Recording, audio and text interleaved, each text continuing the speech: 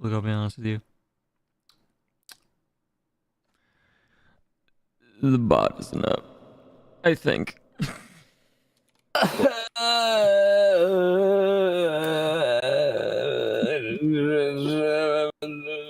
Shut the fuck up, Chad. I saw that name change. I'm dead. It's not wrong. I witnessed that in real time. The bots. I was just gonna like do it and then be sneaky about it and be like, yeah, I'm dead. I'm dead. You know. Man, I'm dead. Oh, there we go. All right. Does anyone want to give a recap of what happened last time? Oh, so last time, yesterday, we played a funny rhythm game. Yeah, best I could make it. A lot of us went down during the rhythm game, but somehow we didn't actually lose anyone to the rhythm game. So that was good, at least. Yeah, get bodied. But like, something pulled us all back together, so we were fine. Yeah, it was weird. Yeah, it was really weird. We didn't, but I think we count our blessings that we didn't lose anybody in that. And, but, you know, shortly after that, this fucking child showed up and stabbed a Comey. Yes. And did, like, cutscene damage, which is irreparable. Yeah, it's very fatal. Really unfortunate. My gods reached out and they said, you know, come. So, you know, in good come fashion, they came. That was it. No. Well, that was a Comey when she hit the ground. Yes, that was a Comey hitting the ground. She's made of metal. Yeah, there's a very touching moment where all of the ghosts of campaigns past came out and you know, helped us out with a nice little song that everyone sang together. Yes. Made your bitch ass cry. I didn't cry. I came close. You came close. It's good enough for me. It's where is it? Yeah. They came. There you go. Okay. See, if I had the fucking time, I'd look over to you and be like, what would Ben say? Ooh, Ben. Hey, we said my name, Ben. That's what he would say. That's what he would say. He'd leave it at that. Alright, if I wasn't a sobbing mess, I would have uncontrollably went, my name, Ben. My name, Ben. My name, Ben. But my name,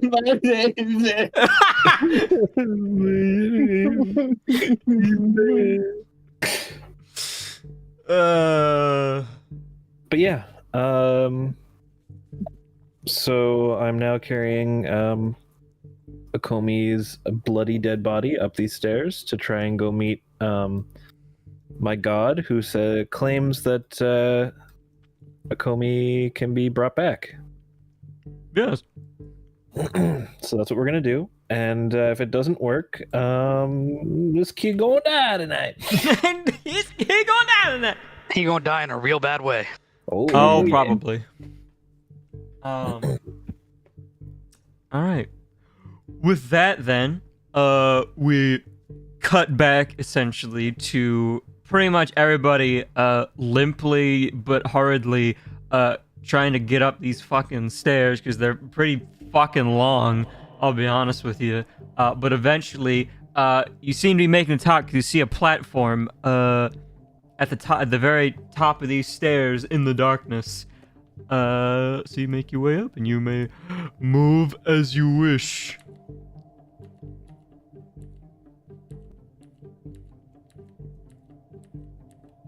Like almost the same. Also, hello Robo, I see you. Really wish you had a character in this game, but you know. Yeah. Alright. Okay. Stop right there. Alright, so Guy Man. So you get to the very top of this platform, I guess. And the first thing you see is just everything you see here. There's like little stone things. They're kind of like glowing. Like there's like a white one that's glowing. There's like a black one that's like glowing. It's kind of funky fresh.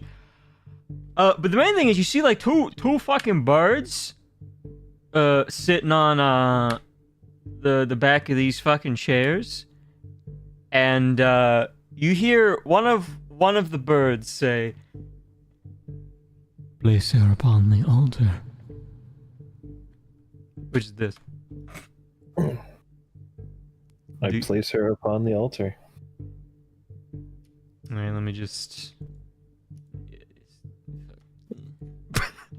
There we go.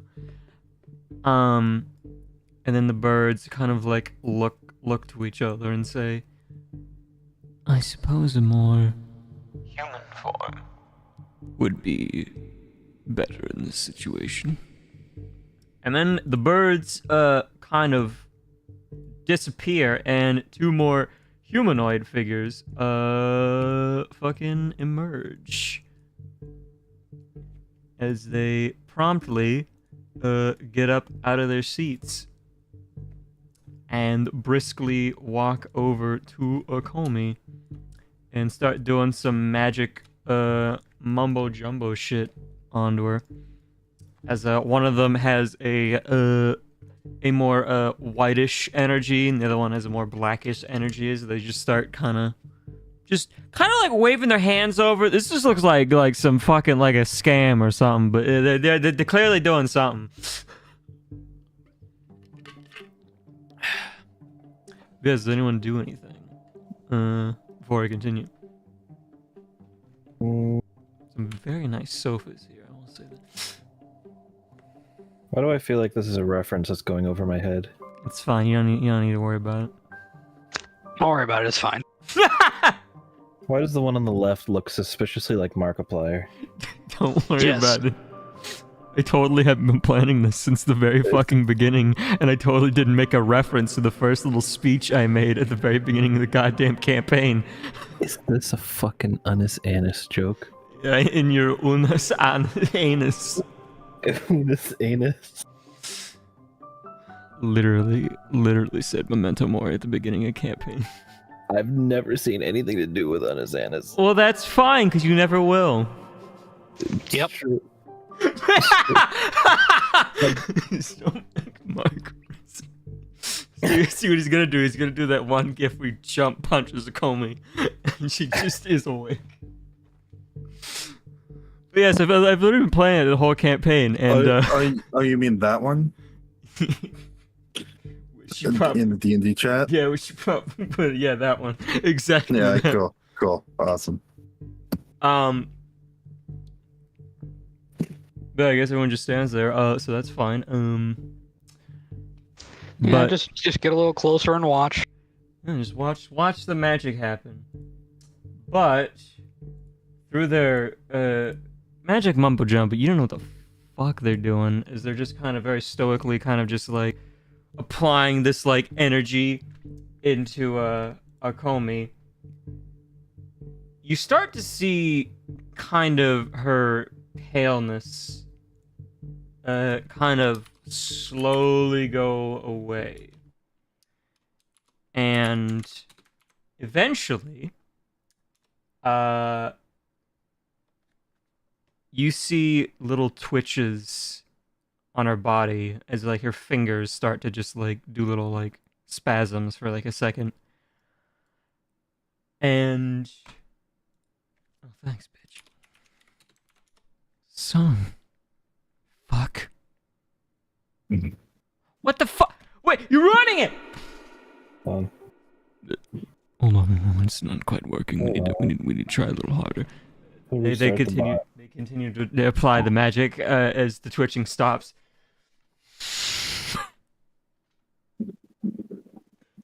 We'll get there. All right, there we go. But eventually they put a little bit more gusto into it this time, and the twitching comes back. And it seems that Akome stirs once more, and you can say how Akome is gonna wake up at this point. I'll leave that up to you.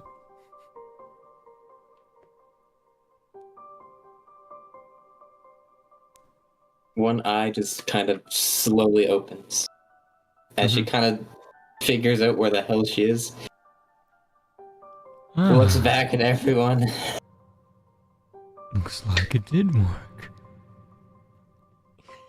This one kind of like leans over and just says, I didn't. I had my doubts, but that's good that it worked.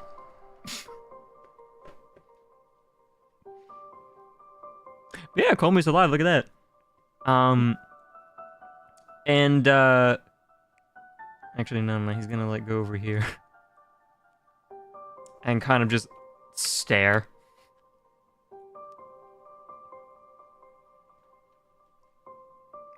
And fiddling with his hands.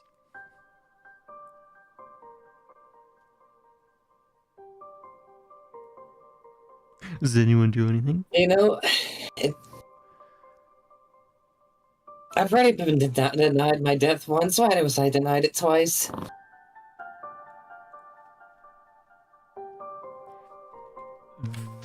You don't get out of that this easy. This one kind of like looks over to this one. He like walks over. He like whispers. Didn't like her time run up or something. Nothing. No, it's fine. It's fine. It's for the, it's important. Okay. Goes back to standing over here.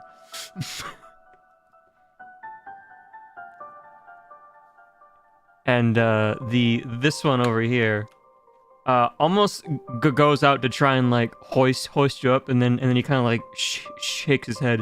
No. And he like snaps his finger, and then he just like appears over here. Would you like some assistance, ma'am? Sure. Fucking gods read your mind. And basically just slowly like props you up and gets you on your feet. You're like a little like, oh, like you're probably not as good. Oh no, you're better than these chuckle fucks over here. But you're still just like, oh, so to speak.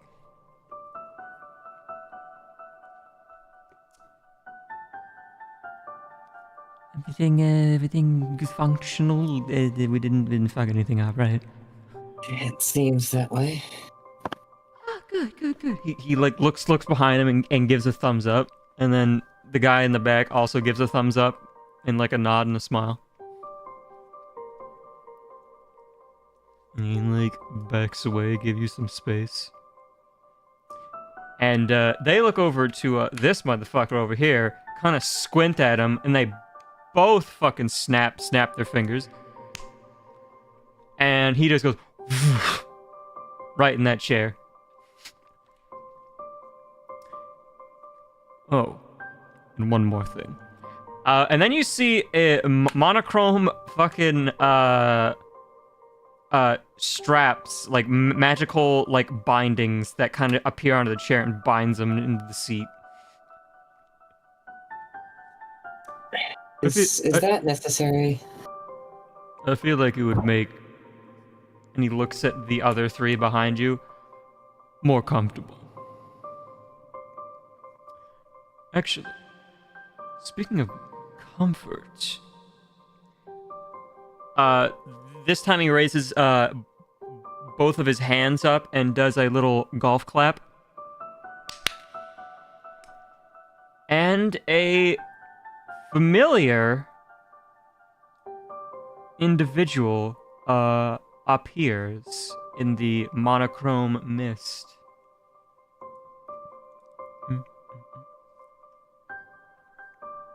Hello.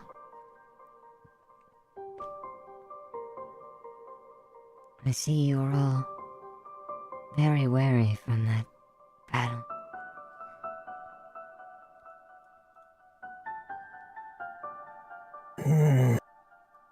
I'd say you got a lot of explaining to do, but I'm too tired to understand none of it. That's fine. We have time, and I also, prepared tea for everybody. Yes, she did. She did? Yes, she did. Okay. Got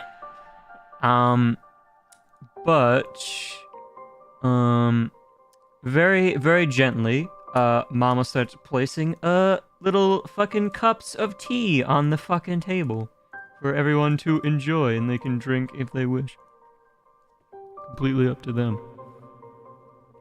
As she also kind of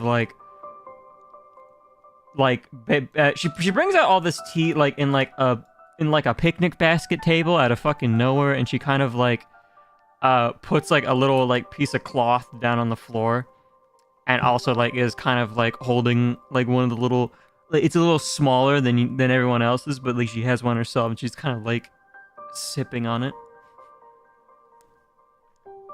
Please. What type of tea is it? Earl Grey. Okay. Guy man takes a swig. That's some good fucking tea, goddamn. Is this tea? Yes. Shit. Guy man inhales the rest of the cup of tea.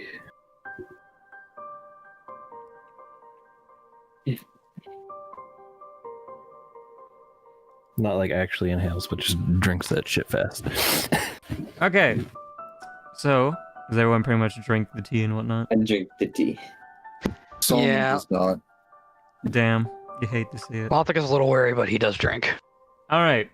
So, please get rid of all of your exhaustion. And, heal up about half of your HP, which I'll do that for you. As you feel a bit more rejuvenated. And also your tiredness goes away. Call me sorry. But yeah, Solomon, you see everyone look a little better after drinking the tea. Wow, that's good.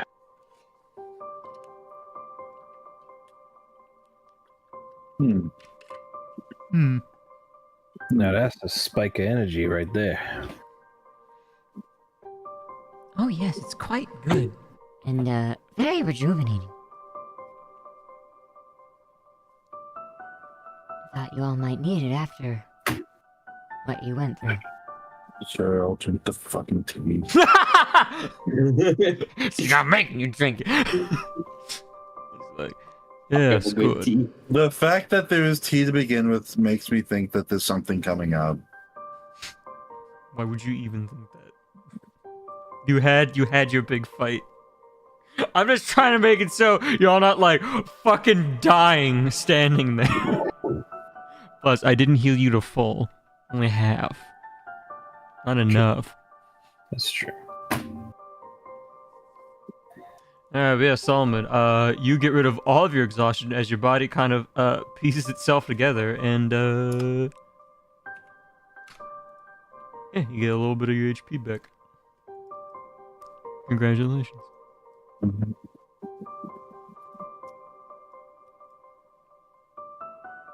Whew.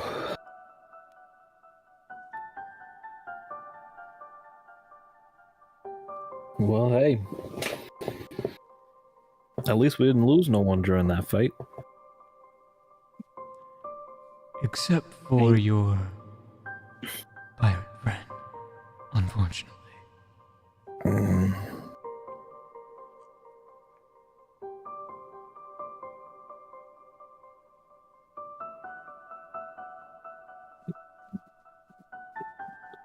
So, Express note to God.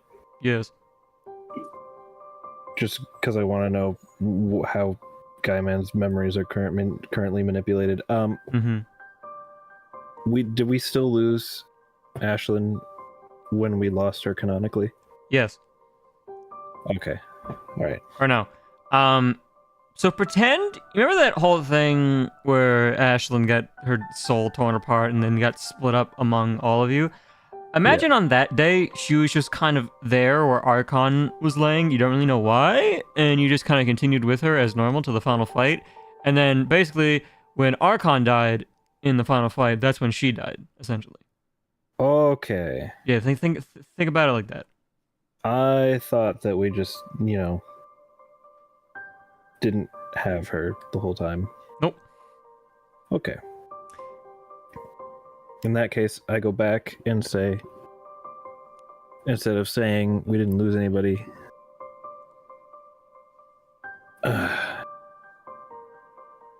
don't suppose there's nothing you could do for Ashlyn?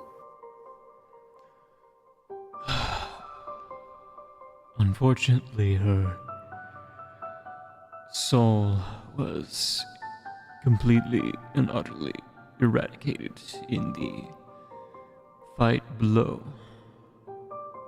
We could do nothing to save her.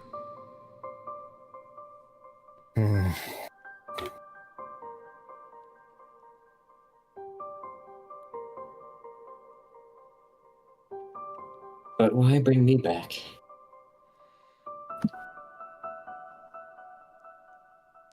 Well, why would I let you die? Mm-hmm. Mama nods. Might be a little presumptuous of me to say, given that I've invited you out on so many dates and all, but I do consider you a pretty good fucking friend. I appreciate it, but the time will come where I'll be the same as the curse gods.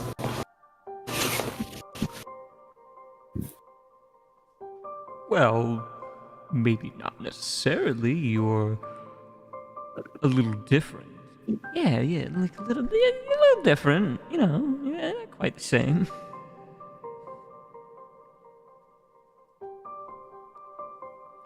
You certainly have no... what's the word? Worry of eventually vanishing from this world. Like I will, eventually. She sips on her tea.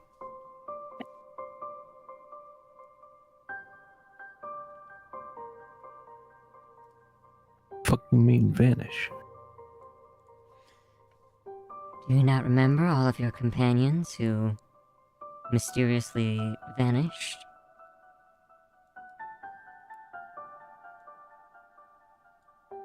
Thought those were ghosts. Ghosts, I would say, is not the right word. I would say more so living memories of those people. Just like the intoners, I guess, were.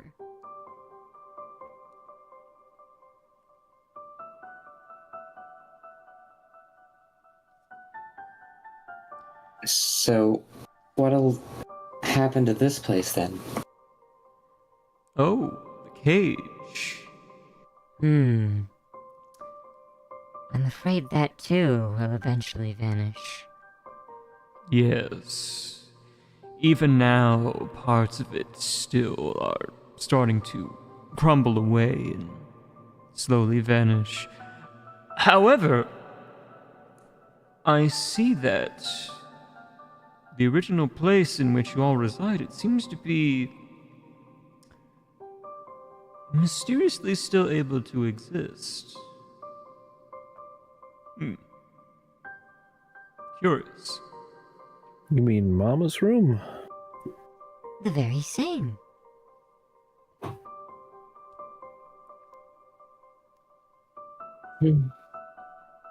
Perhaps adding your own little touch to it at least may make it stay a while longer.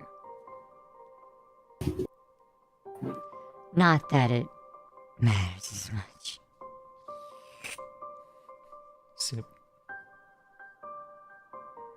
Sipped on MP3. Yes. I'm just gonna... Yeah. This is for me personally.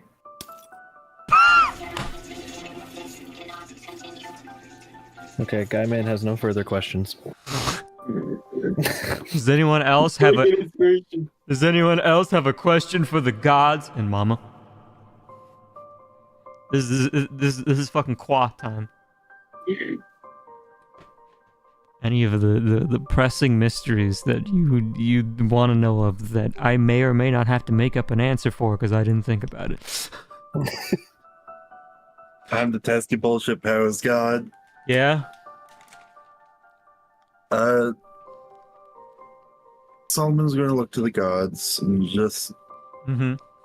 simple question: Yes, of course. what is the true purpose of this place? Is it truly just the afterlife? That is actually an interesting question. Mm-hmm. Sip. You see,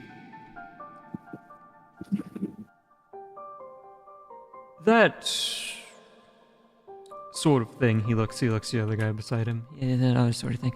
But you see, it's like it didn't always look like this. Like it's a little different, you know. But then this weird thing happened. Let me explain to you how horrible this. Oh, sorry. Essentially, some kind of, I don't know what to call it. This presence, this. Can't even explain it. This shard of something from another world kind of manifested into this one, and then this cage just sprouted up out of nowhere, and he like does like exaggerated hand gestures, and it formed and kind of became a housing for all of the souls that died, which is not our plan at all. No, absolutely not. Yes, I appeared and thought I was doing my duties as normal until these two fine gentlemen showed up. Mm-hmm. And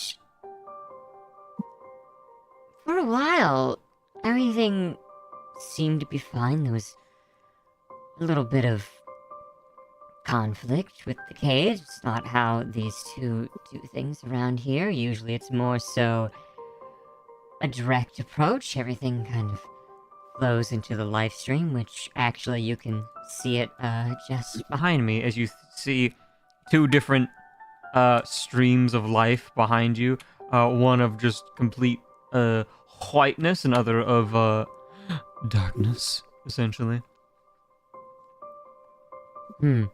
But the problem came when the intoners arrived in it. Yes, they were causing quite a stir. First, there was 1, Then 2, then 3, then 4. and then 5. I see what you're doing. Shush. I too know how to count. Me too. Regardless, they were fairly strong, and me and my other half here tried to stop them, so to speak. But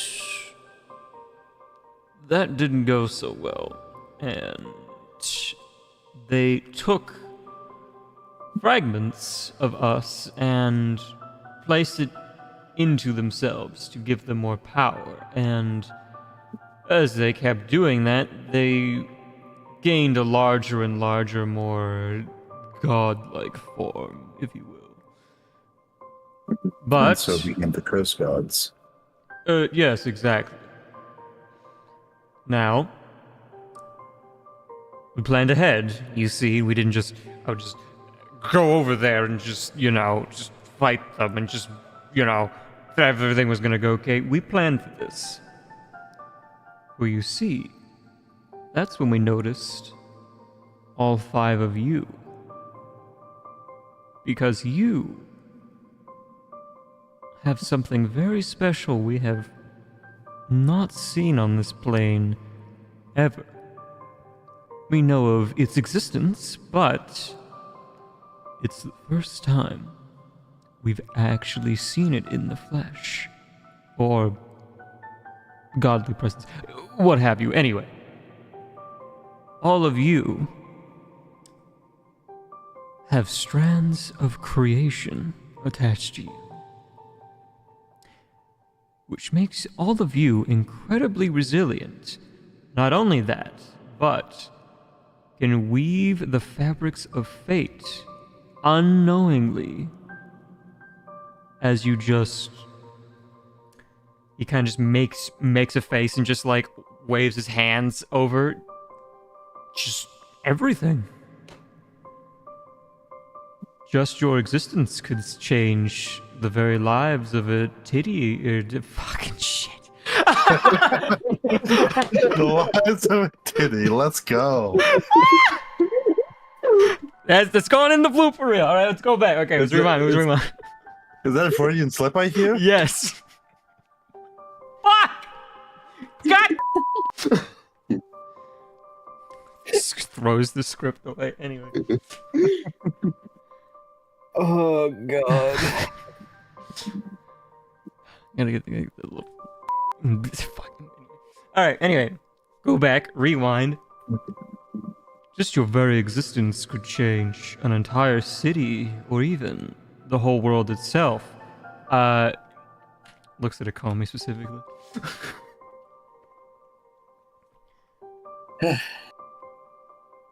Yeah. And then looks over to Solomon next. Like this one, for example. We just heard we have a... And he gives you a very stern look, Solomon, as he like clasps his hands together. Like in that fucking like businessy manner. Hmm. Another god in our midst. And he smiles at you.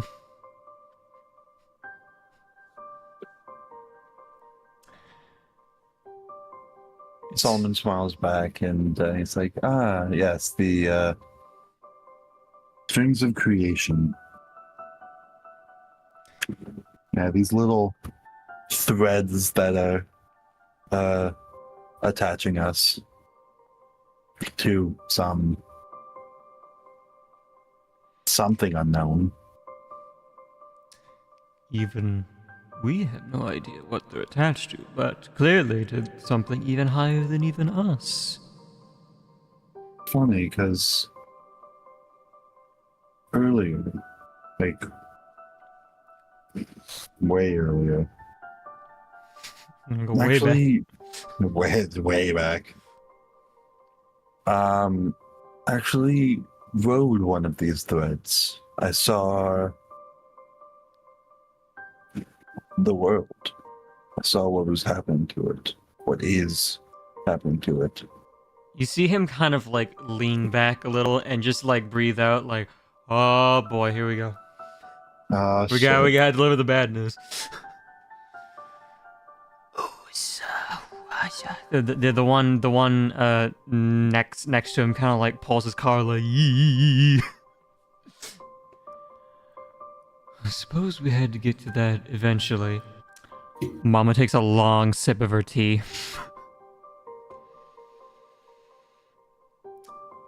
Well, I suppose you get this over with, huh? Yes, we should. It's... No, don't freak out, but it's not unsavable. It's...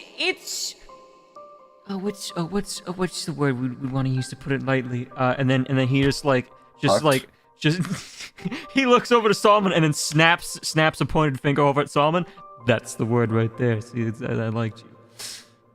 Well, I like you a little more. Didn't like you so much hearing the news, but I like you a little more now. But yes, fucked is the apt word for it. If you wish,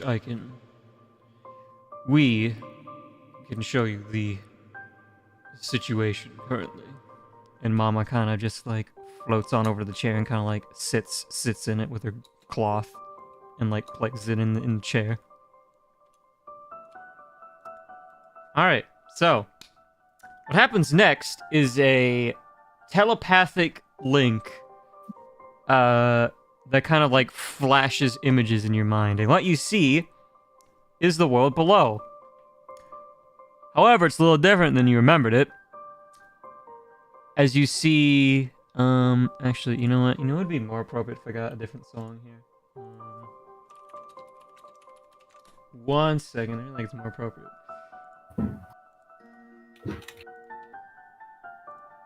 I was listening to this for a little bit, so I'll change it up.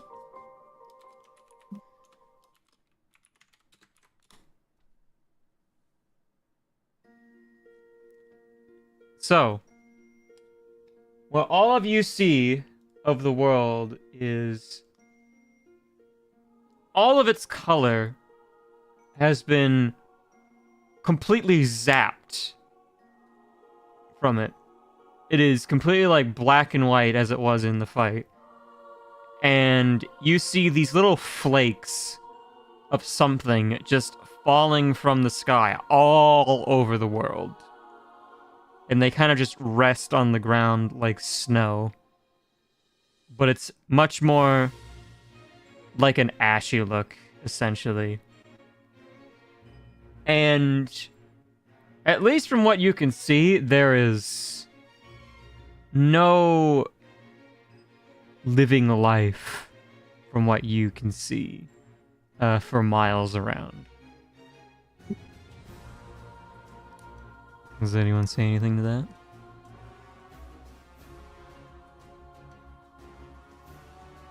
So what was all this for? Well, so that the damage done to the board was not irreversible, and also so that the souls themselves would not be utterly destroyed by this calamity. But, interesting thing, and I'll turn your attention over here, as your vision kind of like wafts over, there are still yet some who persist. As you see, the first thing you see is the place in which the dwarves reside. As you see kind of their locale, the doors have been completely shut, monochrome everything, but then you look inside and you look deeper and deeper into the mountain, and you see there's actually a good chunk of dwarves that are now going deeper and deeper underground to try and escape from this calamity, essentially. As you see the final doors below just kind of slam shut. And then your vision wafts over again.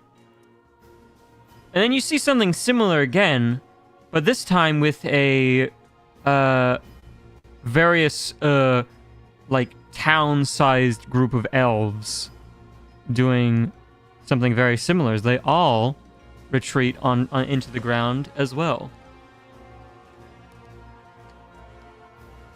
It seems those who still persist seek refuge under the ground. For majority of this calamity mostly affected topside. So life still persists nonetheless, it seems.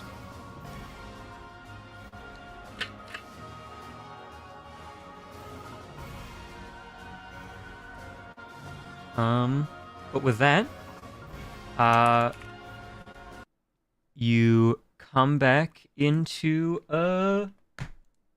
reality, or in your current reality, I guess. And yeah.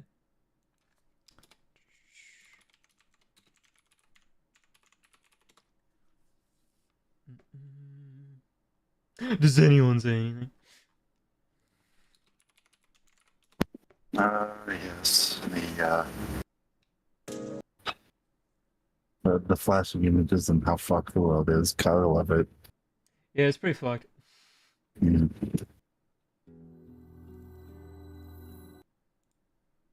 Yeah, let me play this. There.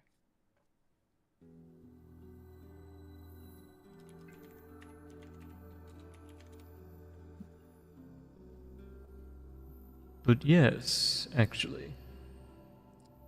You may all wonder why we sent you on the journeys you went on. For that is probably something else you're wondering. Mm-hmm.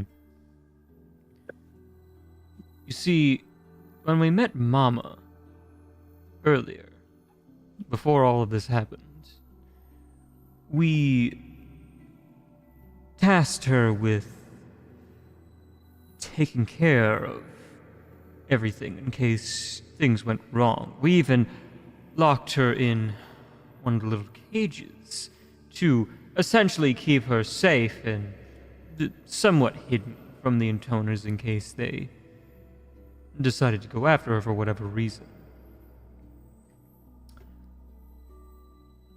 Train of thought, don't fucking leave me. So,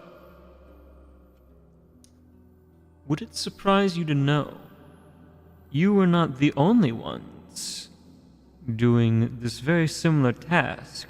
You were all just, shall we say, the ones with these strands of the creation, and why you became so strong so fast. Telling me they just bodied those curse gods. It's crazy. Yes, I know, bodied. Yes.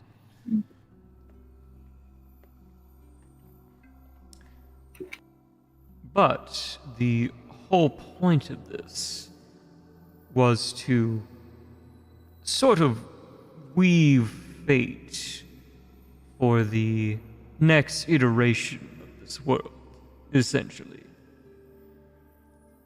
And for better or for worse, we left that all in your capable hands, as long as as well as your own memories. And it was not actually our idea to keep your memories repressed in those statues as they were. That was actually Mama over here's idea, and he gestures a hand toward her. I felt that with all of you dying, I feel it would be best to keep you a little in the dark, especially considering what you had in store for you at the very end. I didn't know how you would react if you knew everything. If I just told you when you woke up, oh yes, you will be fighting very powerful beings that threaten to destroy the entire world. I thought it better to ease you into it, so to speak, and I apologize for being a little secretive.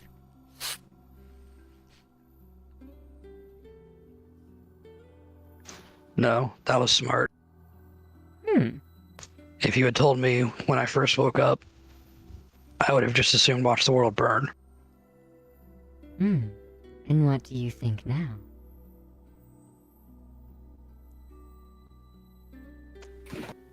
Maybe there is hope for it yet. I certainly hope so. Especially considering, wasn't there a few more strands of creation or individuals with them that appeared? Oh, yes, actually. 4 of them, to be exact. They also unfortunately met their untimely end, but we actually got their assistance with at least one of the cursed gods, essentially. Which is why you didn't encounter it on your way before the final battle, so to speak.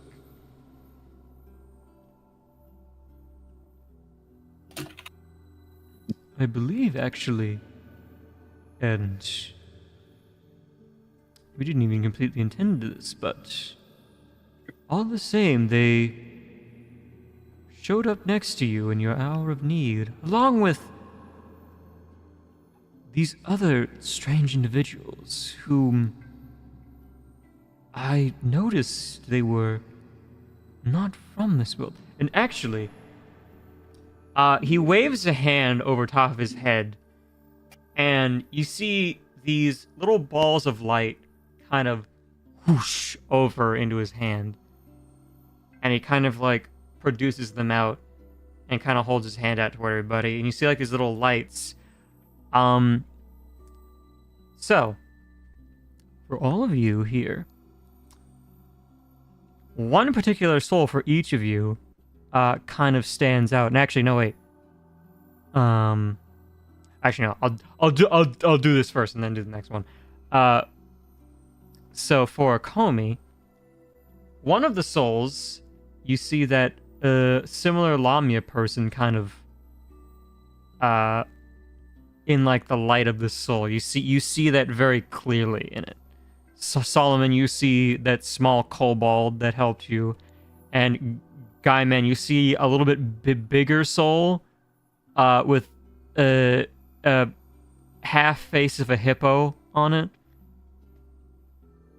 Money man. Yeah. That echoes out in the room. Oh, it's a lively one, isn't it? Yes, these souls here. These are the ones that I found, actually. And he kind of waves a hand over top of them, and you see each of them have a particularly colored strand on them. They seem to have a similar strand as at least the three of you. I didn't see one for you, interestingly.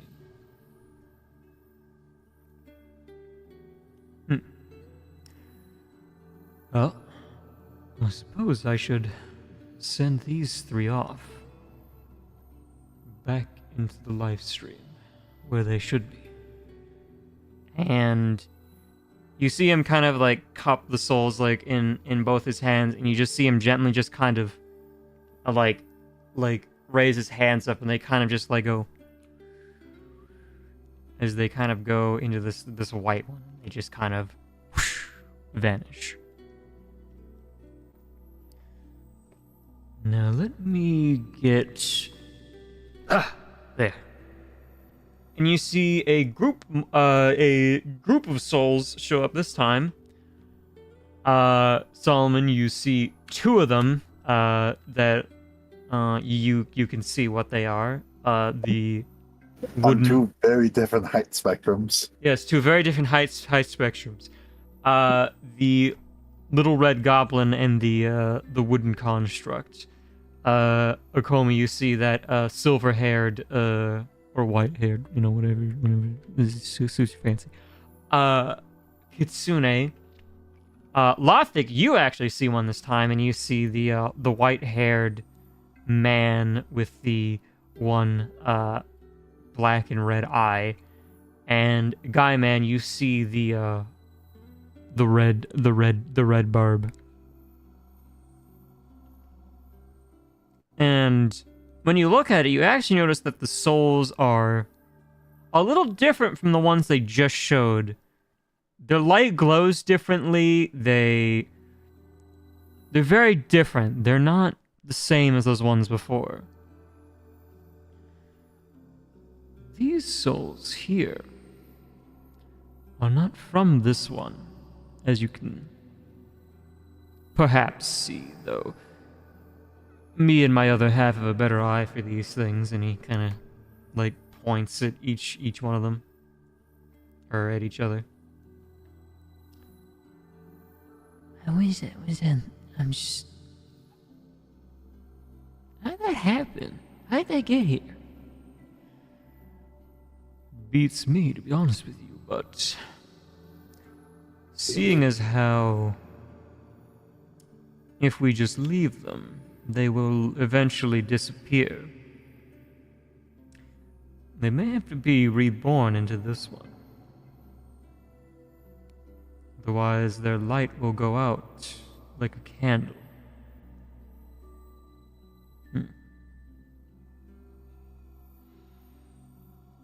Well, off you go.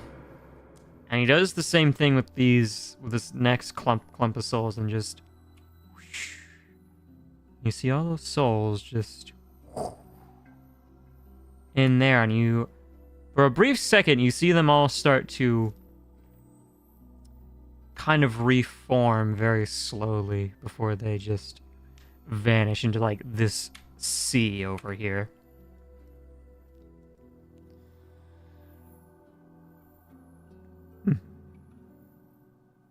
I'm very curious what will happen. Oh, and I'm sure that the orb guy would be interested in what's going to happen there. Oh, yes, he's very fanciful for all the things knowledge, of course. But yes, with that out of the way.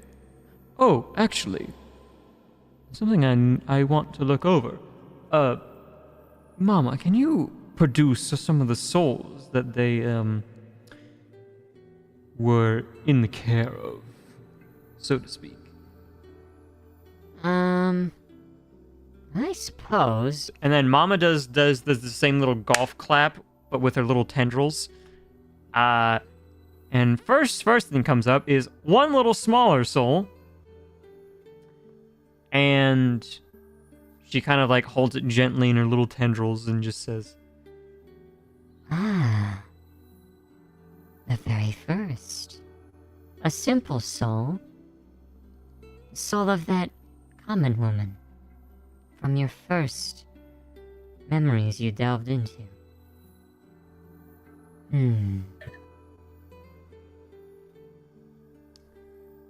It seems like their fate is not perfect, but well enough all the same, considering. and she just gently just kind of like whisks it away as it just goes into the live stream over here. And does another Clap. And another soul emerges. Ah. The druidic man. The one who did all of those experiments to save people, but...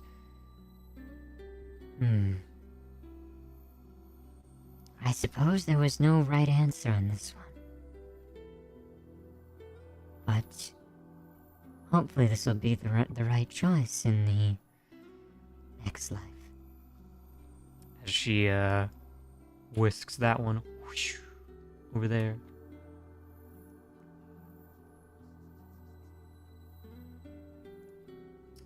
Just gotta check my little funny notes here. Sure I'm not forgetting anything. Because I probably am.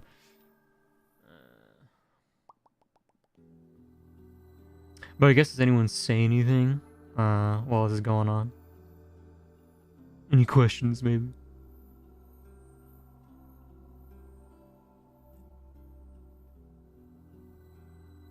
Or we can just sit and drink tea, that's fine too. Refer to the GIF that I sent in D&D chat for how Guyman is right now. Monkey. Yeah, Lothka's just taking all of this in and trying to absorb it. Absorb. I can't do that one. Absorb.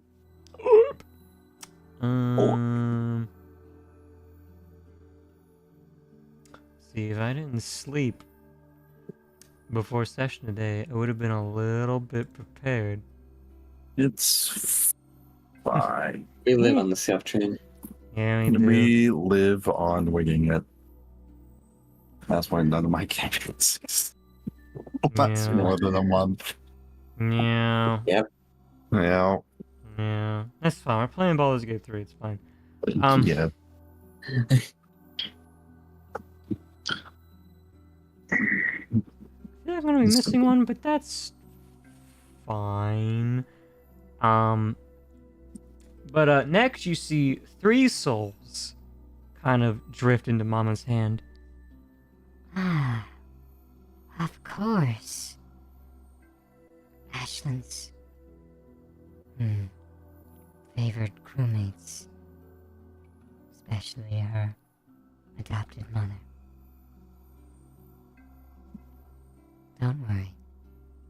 They'll all swiftly sail the sea off the life stream.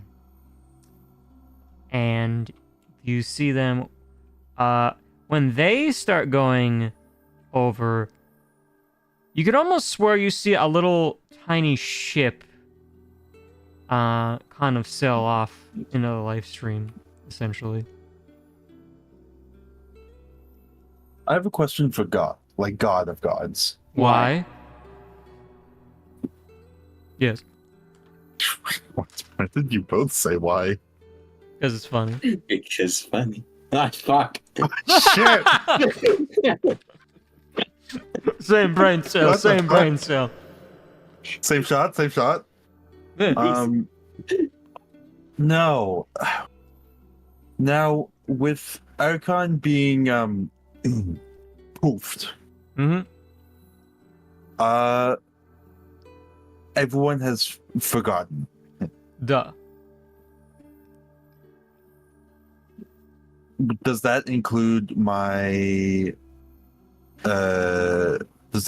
patron?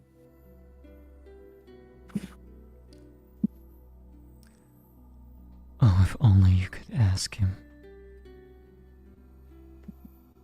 Smile. You have no connection. It is severed at this time, as he is very busy right now. Dad has abandoned you for now. No. No, he went to go get milk. Yeah, that He god. went to go get milk and cigs. Yep.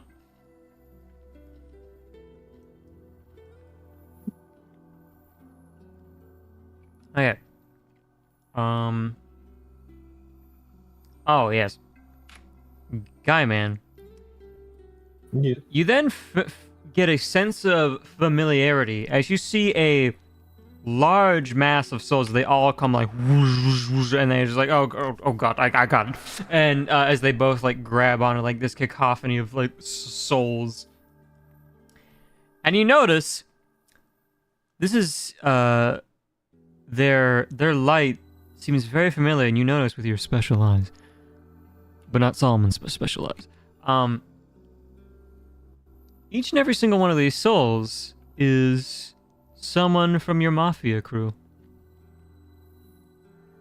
Even your real boss, the man himself, the Don Melon. What? Oh, Don Melon. Told me. The classic. Hey, don't. Tony. Oh yes, and you see Tony in there. You read the book told me.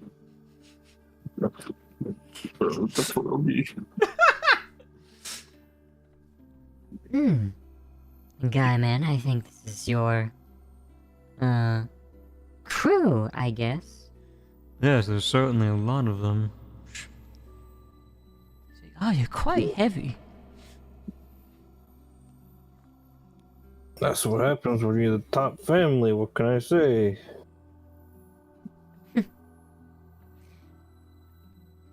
I'm sure you were, guy man.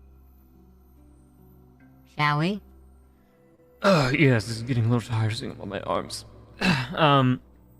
He says jokingly, as this large cacophony of souls kind of, in a unison line, kind of all just kind of funnel in to the live stream, essentially.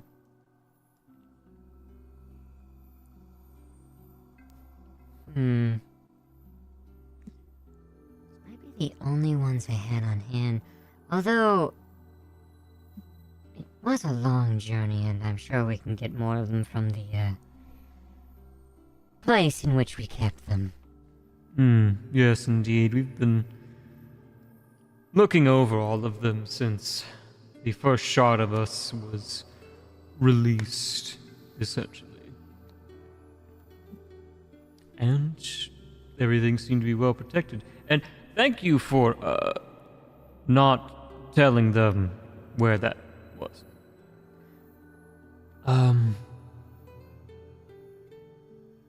But does anyone else have any questions, I suppose? Oh, Ah, Why? yes. Because it was funny. so the world's basically being reset then. In a manner of speaking, yes. It's going to be quite different than how it was before. So Solomon, you see, both of them kind of side-eye you in unison. And then kind of look back at Akomi.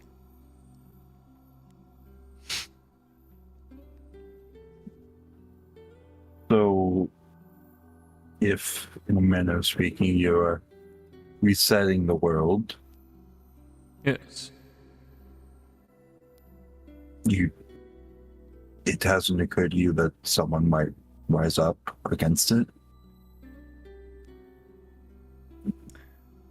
Because, I mean, I'm kind of dead. I've got no powers now. But, like, if I was in that situation, I would probably want to do that. Because I would be one of the idiots living in that world. We shall all see how this all unfolds. Or really what happens now is really out of our hands. Now, the other gods will be tending to restoration, such as Vaven will be tending to the nature side of things, and Esther will be tending to life sprouting up as we know it, and etc., if you understand. It is not up to us to shape it as we see fit. If anything, you've done a little bit of that yourself.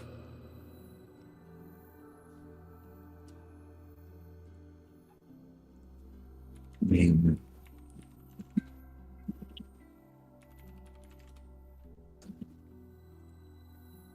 so we just kickstarted the whole thing. Essentially, Just- yes. I'm just leaving it now. That's neglectful. We can only do so much. And actually, what would your idea be? Well, I'm blank a kid from a small village. What the fuck do I know? But, you know, I don't think I could really give any ideas. I think it's the wrong play, absolutely. But after that, I don't know. I just I'm just at a loss. After fighting so hard to survive, I guess, finally being here at essentially the end, Indeed. it's kind of dawning on me. Yeah, that hard cut reality of your very everything kind of kicking in. Yes, that. living a normal, well, as normal as I could be. Normal life, normal death, abnormal undeath, and then ending up here where none of it matters because the world's just going to get reset. Well, None of it matters because my direct line is cut. Any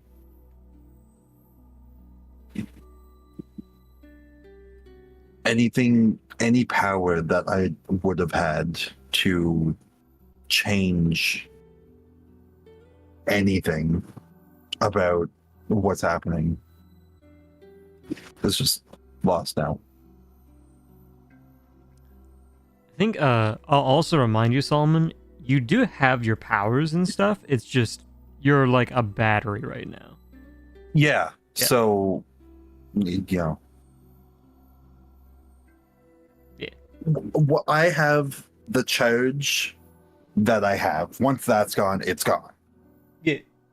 So, like, Solomon is taking it as power's gone, emergency use type of shit. I mean, hey, you got 6 out of 7 spell slots still. As a warlock, yeah. That's a lot of spell slots for a fucking warlock. That's a lot of spell slots for a fucking warlock. Yeah, this is a lot. But like, still, you know,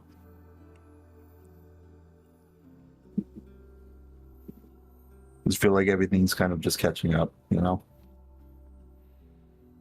It is all right. If you wish, you can take all the time you need before you venture into the live stream. And actually, I need to.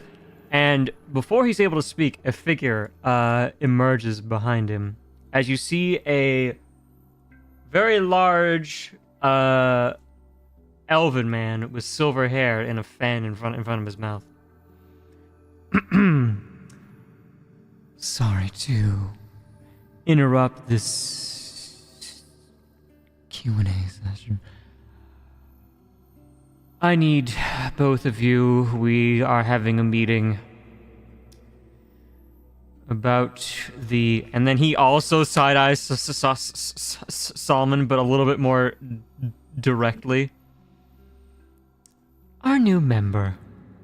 As he gives a smile behind the fan with closed eyes.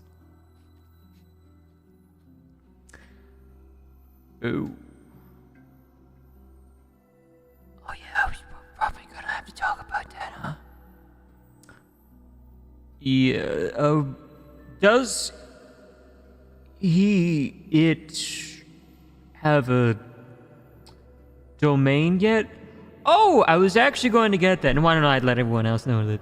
Oh, he's just the god of madness. So we have that to deal with now, and I have to deal with that. Anyway, I will deliver them back to you shortly.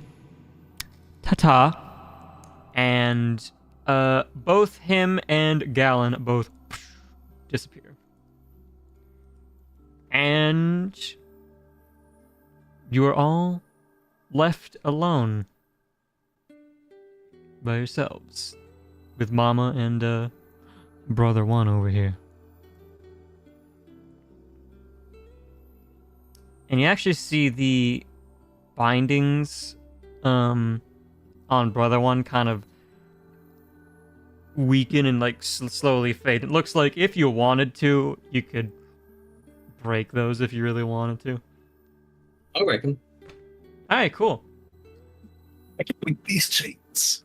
All right, so yeah, you just simply just take a hand and just like apply like a little bit of pressure, or you just basically like pull on them and they just like shatter like glass, and they just like fade away. And Brother One kind of like looks down, and then looks up at you, and just says, "Why, sister? Why bother?" If you had known it was me, you wouldn't have done it. I saw what you looked like. He looks down at his feet.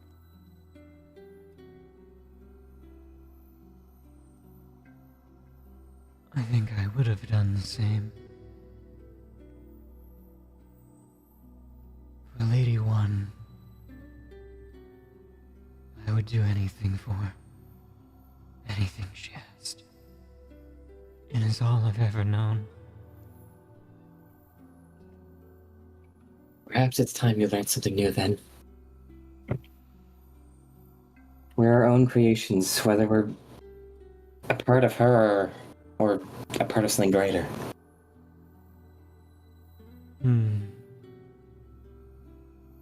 Perhaps. Maybe I could be reborn in this world and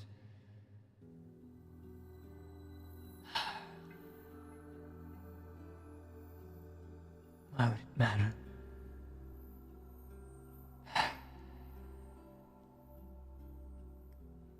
I suppose I could have saved her, I would.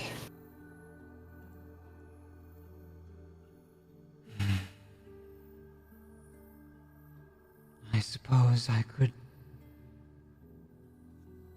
try. And then the reverb on by accident. I suppose I could try having a new life. This is all a lot, even for me. And you see, like, in his eyes are, like, very empty. He's going through a lot. After all that shit just got dumped on him, and also stabbing you, but also conflict of following one's orders because I want to do anything for one. But also, he would never want to harm another one of his sister, and it's like, fuck.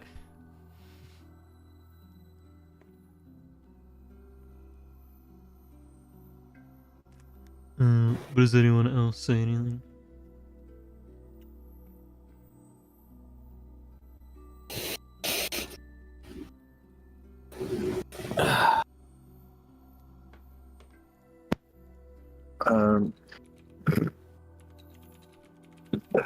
Solomon's just kind of staring off into space. He's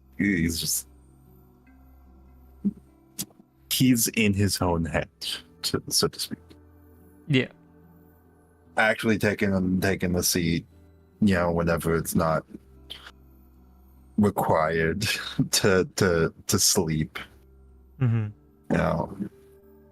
First bit of like rest, at least in the last like little bit.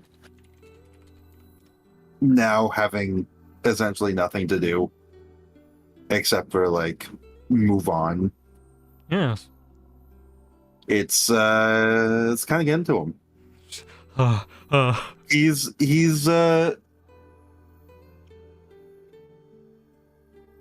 kind of scared of his own mortality for being, dead already. And I guess anyone looking at Solomon, you can kind of see him kind of being like a little like, kind of like taken aback, I guess would be the word. Like, right? this is the most reserved you've seen him. Like, every other time that you look at him, he's like, it always looks like he's plotting something, like he's smiling, or he's just kind of he's always not quite seems to be himself. plotting something. Yeah. Now he's just quiet to himself. He's just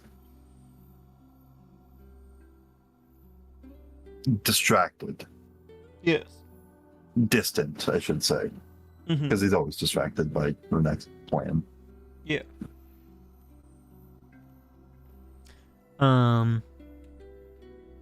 Does Guy Man have any thoughts going on in that mind, if any? 1 second. Uh, No, he's got some thoughts. he has a brain cell. At least 17 of them. It's he's still a little confused by everything, but Yeah. he understands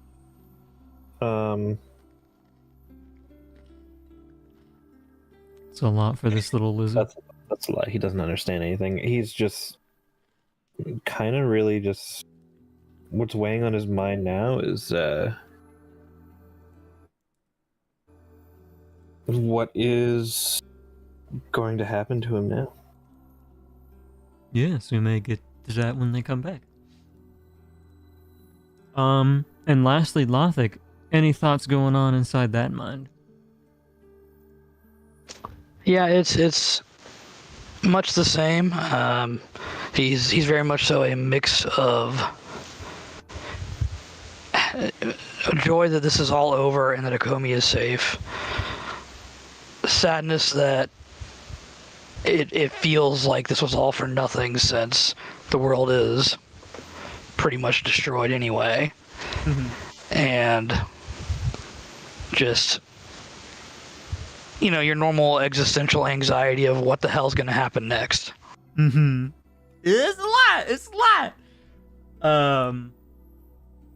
But I guess, I don't know. Any thoughts going on in there? Call me. Anything at all?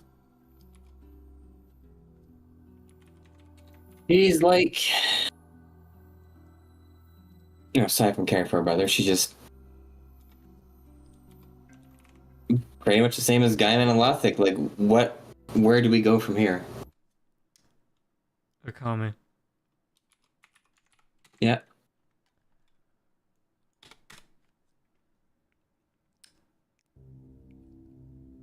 You feel something in your chest. You almost clutch it as you start breathing heavily for no reason, and everybody notices this. As a deep, primal fear washes over you suddenly, and you're immediately sweating.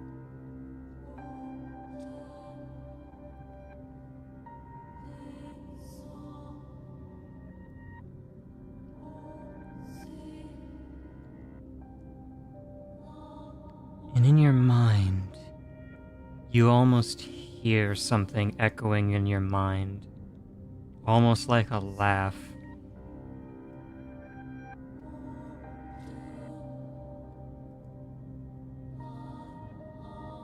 And, Brother One looks toward you and just says,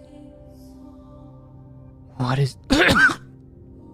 As a spurt of blood shoots out from his chest as some kind of tendril just pierces through him. And all that blood splashes directly onto Akomi. And then Mama makes a pain as another tendril pierces through her. And she also bleeds as the blood goes all over Lothic's back. And both of them get dragged off into the darkness below.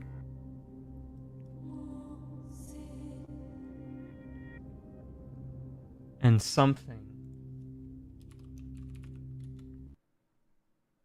begins to climb up from the platform below. And you all hear that familiar laugh you've all known since the very beginning.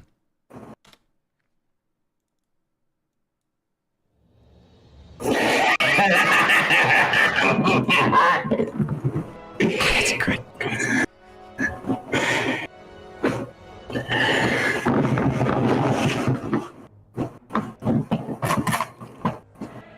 as you see what appears to be what has become of Cairo. What do you all do?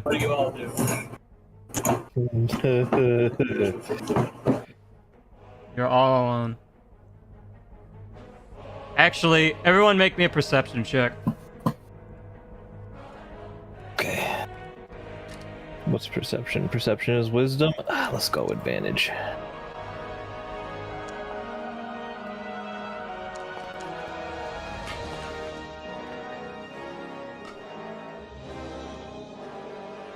All right. Okay, Solomon definitely sees it the most clearest. Lothric doesn't see it. Akomi and Gaiman, you see it. You see Brother One and Mama being assimilated into this mass of flesh. As you see a very pained expression on Brother One's face as he is enveloped in all this flesh and just slowly sinking inside. And Mama, with pretty much only her eyes remaining, is then gone. Solomon, with your special eyes, you notice once Mama gets enveloped, her very being just is gone after that. And as you see Brother One kind of going in as well, you see anything that you see on the surface is just there, but then anything that's in there in the flesh is just gone. And you can see what would be his soul is just slowly being sucked away into this mass of flesh.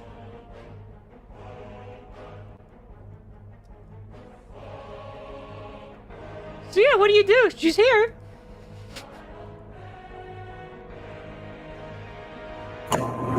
You cleared the way for me.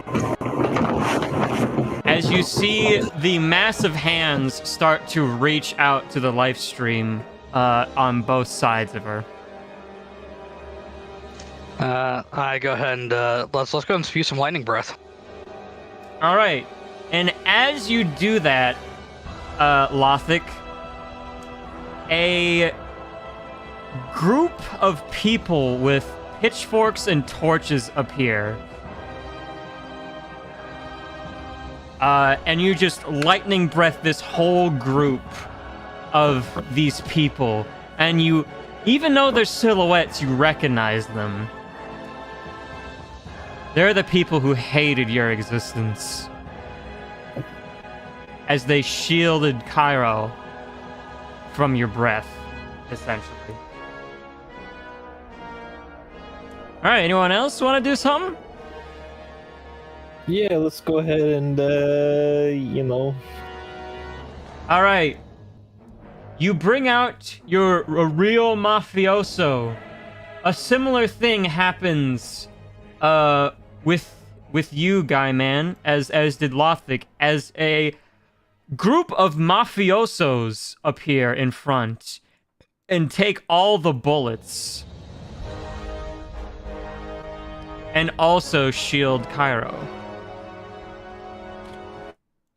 And also, I'm going to have this kind of be like it's all happening at the same time. It's a type of thing. Alright. Solomon, you do anything? I mean, Yeah, you're going through a lot there, Solomon. Yeah. What is Solomon gonna do on this day? Alright. Wacky blast. With your wacky Magnum Blast, Cairo doesn't appear with a group of individuals. Cairo this time appears with two very specific ones. As you see the figure of your father and your mother appear, as you blast them down into ash as they protect Cairo.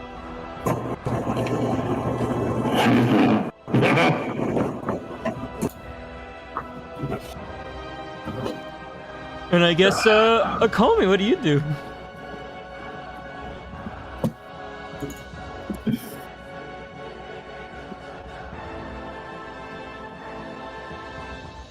Hmm.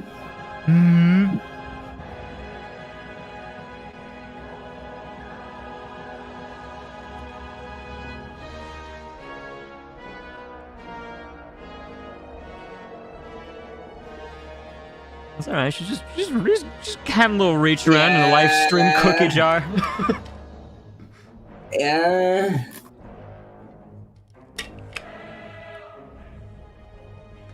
It's a little reach around, that's all.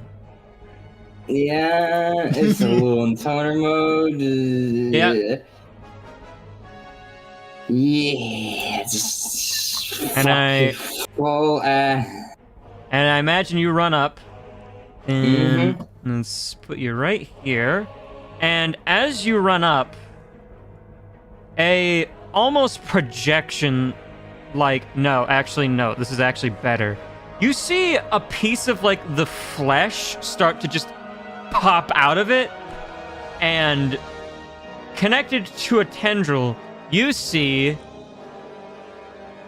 an even more familiar face as she directly appears before you and slaps your hand away with her own. Which, for the sake of it, you don't have to go crazy with the voice. Just do normal, Cairo. Voice is always crazy, but I won't do the distorted one. Yeah, not the distorted one. Then you just come out of a normal voice. Not even you can stop it. Okay! That was just the setup. So, I'm gonna go through each and every single one of you, and we're gonna have you guys do a little RP fight with Cairo. So how this is gonna work is you are going to be... You can do whatever you wish. You can tell me whatever the fucking wacky bullshit you're gonna do. Because all of you are gonna attack basically the main body, and Akomi is gonna deal with that part. So you can position yourselves wherever you like, if you wish. Or you can stay where you are, whatever you want to do. But yeah, this is essentially a little bit of an RP battle, and we'll kind of have some roll-offs, essentially. And we'll kind of take your initiative roll to see who gets to act first, essentially.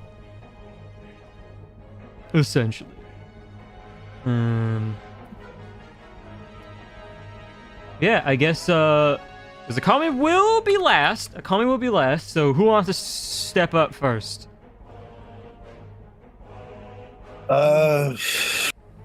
Sure, I can as Solomon.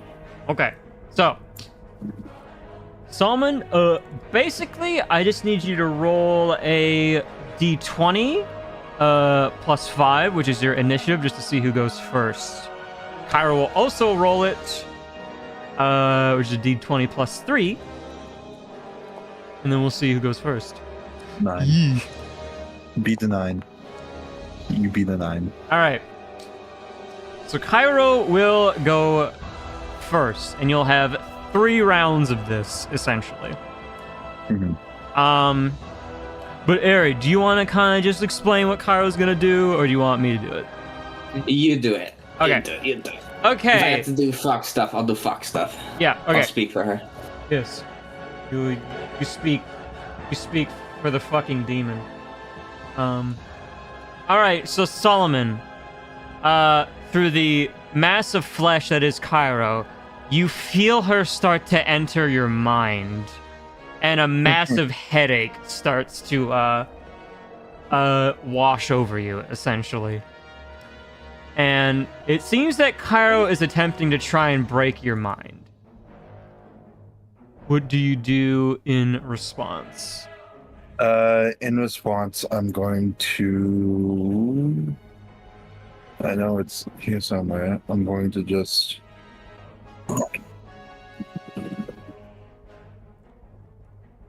You want your power, don't you? I'm just going to do Just put that in there. Okay, that's a good one. Because that's just basic, and I'm going to retaliate with a psychic lance. All right. So I'll give Pyro, let's say, so basically we're just gonna roll like a d20 each, and that was pretty good. I'm gonna give you a +10 for that. All right. I like that. We'll give Cairo like a +3. We'll just do like a +3. So d20 plus 10. Yep. All right. See if you can get beat. 20. 20. Buddy. All right, Solomon. Cairo makes a grave error in attempts to try and break your mind as much as you do. You feel your sanity kind of slip for a moment, but you bring it back as you are the master of your own mind, and lash back out, and you hear like a pained groan come from like the mass of flesh.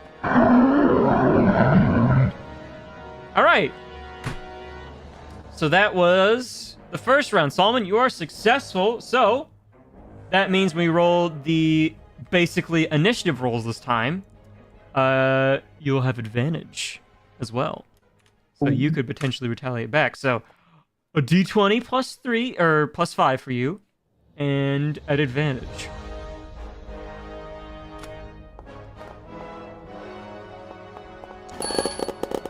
All right, that's a nat 20. All right, Solomon. So you have just retaliated back with your own mind bullshit. So what are you gonna do in response? Or I guess afterward, Cairo will respond to your attack, essentially. I honestly, if it's not broke, don't fix it. Just The fire classic. off fucking- The classic. That's absolutely classic. Just fire off 3 beams. Huh. That'll make those also wacky. Yeah. Let's roll the wacky. Come on. Would they be wacky? Because I no longer have a book. Oh yeah. No. You know what? I'll let one wacky go off. How about that? All right. As your sheer force of will makes a wacky happen. And if it's bad, it's gonna go directly on Cairo, which may give you a plus in this. Alright. Would you like it? Actually, no, fuck it. You don't get a choice.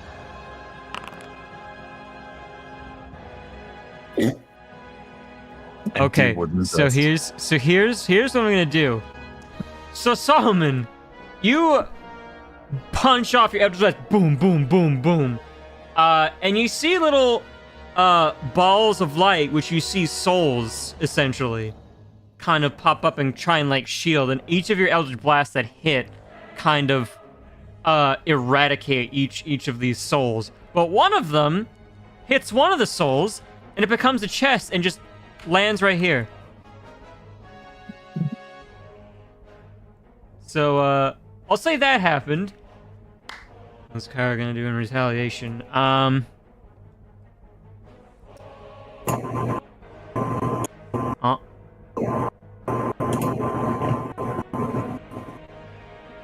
Okay, I was wondering if you're gonna speak. Okay.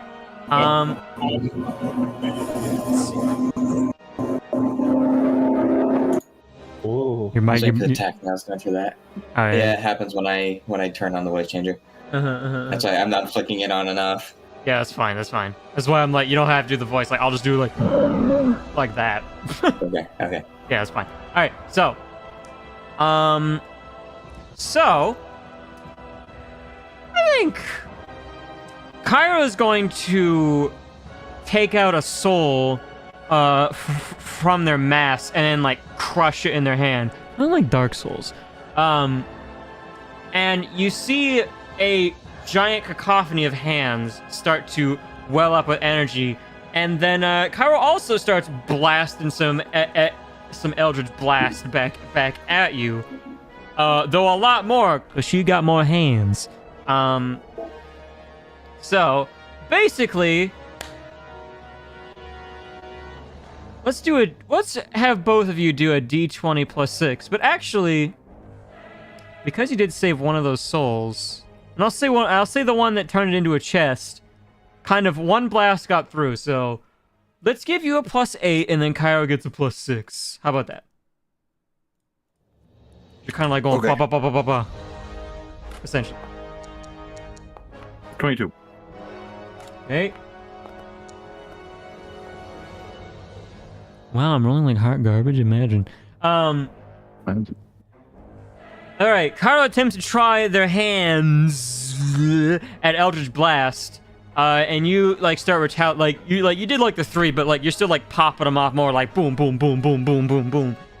But even with that many hands, you're just like swiftly just going boom, that one, boom, that one, boom, that one, and that one, and that one, and that one. And you're kind of just like going back and forth at this point.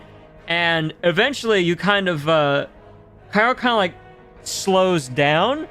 And then you like charge up like one Eldritch Blast that is like becomes 3 and like hits the mass entirely. And you see like chunks of flesh kind of just like pop off and like slam onto the ground with a kind of sound. But yeah, that's that. And now we have one more for you. There's 3 actions. All right. Once again, you have advantage.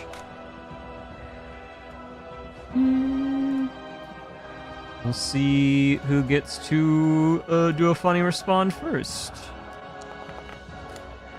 22.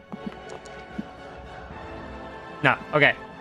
So, you just, boom, boom, bam. You did some mind battle. What is your last action in this fight, essentially?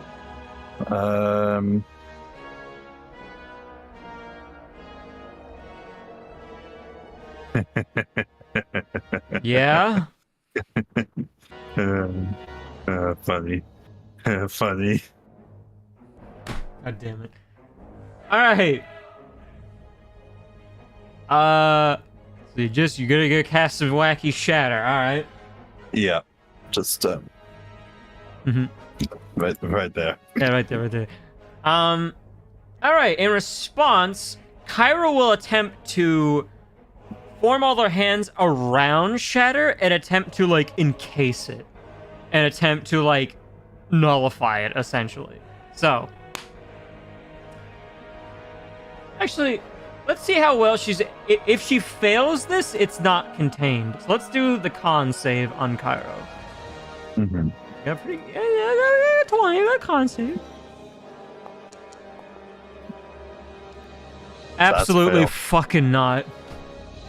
Alright, Cairo attempts to encase the shatter, and what I was going to happen is that she would encase it and then fling it back at you, but you see this little, like, glass, or this, like, translucent, like, field try and encase the shatter, but then you see it, like, crack, and then it breaks, and then, like, the shatter goes off.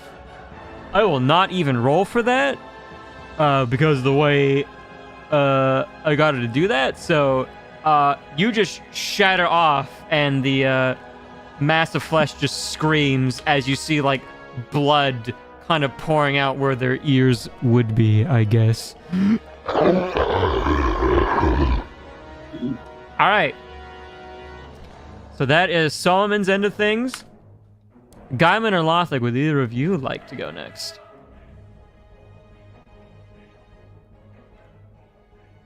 Yeah, I can. Okay. Gotcha. You want to roll for it? No, I was just gonna. Okay. Do you want to go? Yeah, if you want to go, by all means, please do. All right. Gaiman, you're up next. I have a very simple plan. Okay. Is mine ultimate ability charged?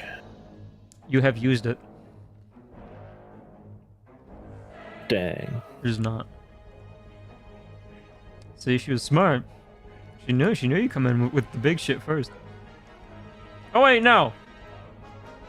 Yeah, I used it back in my fight. Oh wait, no, yeah. It ends, but not for us. Yeah. Oh yeah. That would be charged by this point, like for sure. Okay. Cool. All right, but first we need to see who goes first. Yes. So D20 plus 3. You have very good chances. The D20 plus 2 for you. Is it just initiative? Yeah, it's basically just your initiative roll, essentially. Which is just my dex roll, so Yeah. I'll roll a dex. All right, you go first, guy man. What are you doing? You stand on top of the chair. Stand on top of the chair and yoink. As Gaia Man pulls out a spectral gun out of nowhere. Please describe to me what you're gonna do exactly. Because you can flavor this however you want. Essentially, the end of the gun, the end of the spectral gun, like opens up into like two little arms and starts spinning as it generates a beam. Spin! And then it fires off a massive beam. Alright. So I guess first, I'll make a dex save.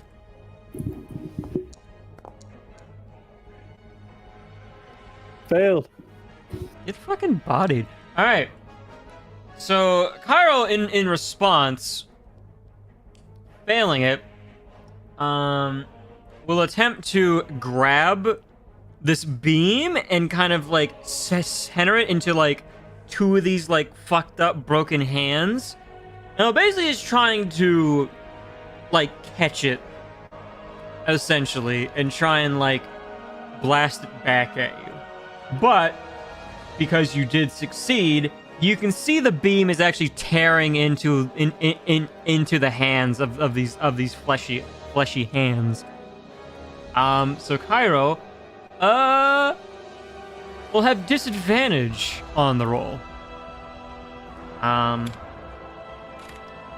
they will have their +6 disadvantage. So, Guy Man, because you succeeded, I'll give you a +10 to start.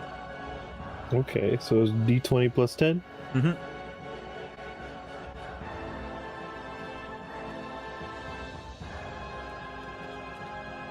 Yoink. But what if she also got a 20? Alright, Jesus, get fucking bodied. Alright. The beam you use actually, like, shoots through the arms entirely as you push a little further. It's mostly just you just leaning in a little more. You're not actually doing anything more. You just leaned in. But somehow that's enough, and it goes right through this mass of flesh. But also make me a perception check as you do that. Guyman powers up the beam by screaming. Just make me a little perception check. All right, never mind. Wait a minute. Wait. Perception's wisdom. One more. Okay, as you do that, as a consequence for shooting that beam through its body, you see some souls get disintegrated with that beam. So there's that. So because you succeeded that one, Guy Man, let's do the second round, if you will. Okay.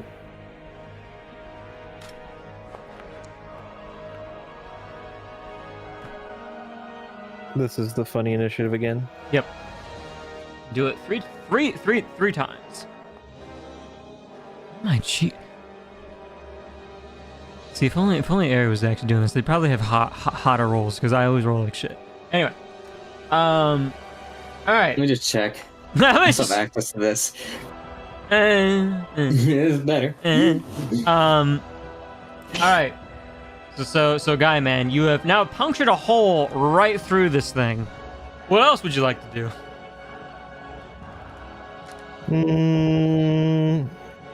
I mean, Spray and pray, right?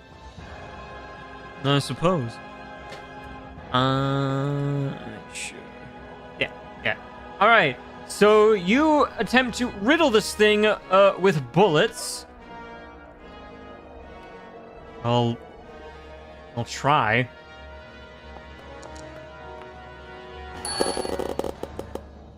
Uh-oh. Uh-oh. All right, guy man, as you spray all those bullets, you see a mass of souls appear, and each bullet directly hits one, shattering one after the other, after the other, after the other, after the other. And she kind of catches those bullets, those spectral bullets, and is going to throw it back at you. So, that's a lot. I'm gonna have to make you make your same exact dex save.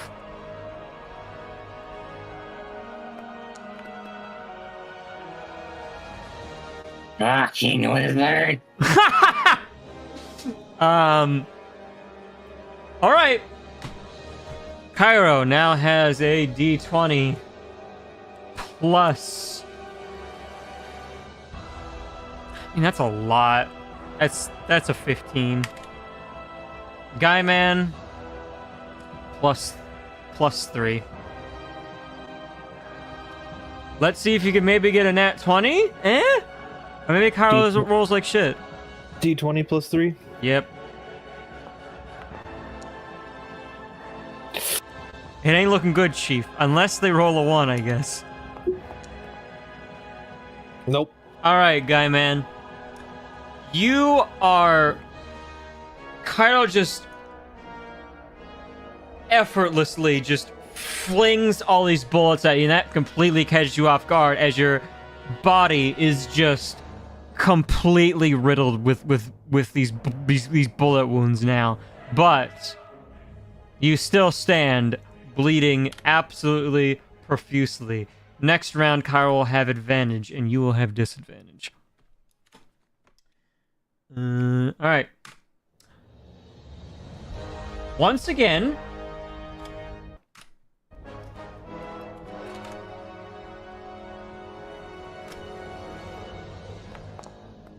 do it properly. You did not. You only rolled No, one. I only rolled once. Yeah, I hit the funny advantage. Doesn't matter. Beat an 8. You got an 8. Beat an 8. But Gaiman does have disadvantage. Disadvantage. It's true. Yep. And this is the dex still, right? Yeah. Yeah. Or the initiative. Yeah. Initiative. Oh, Somehow you just barely came out on top. All right, guy man. Carl doesn't get to do the thing she was gonna do to you. So what are you gonna do? Riddled with bullets.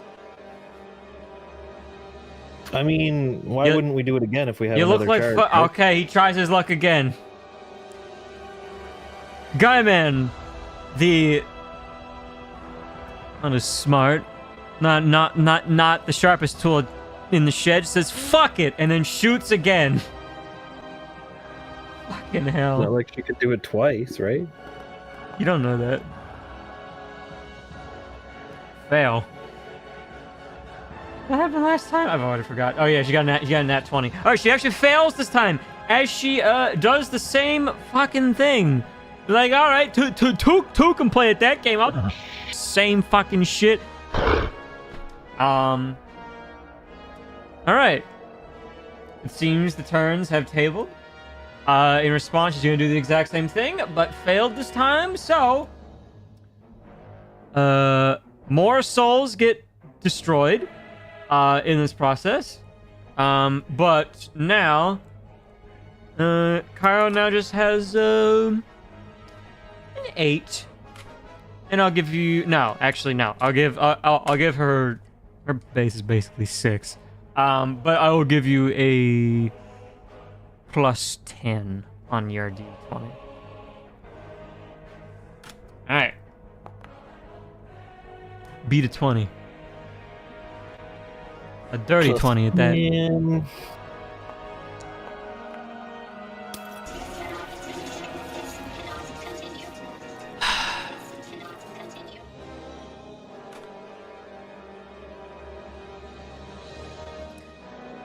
it seems that Cairo thinks they know better than you.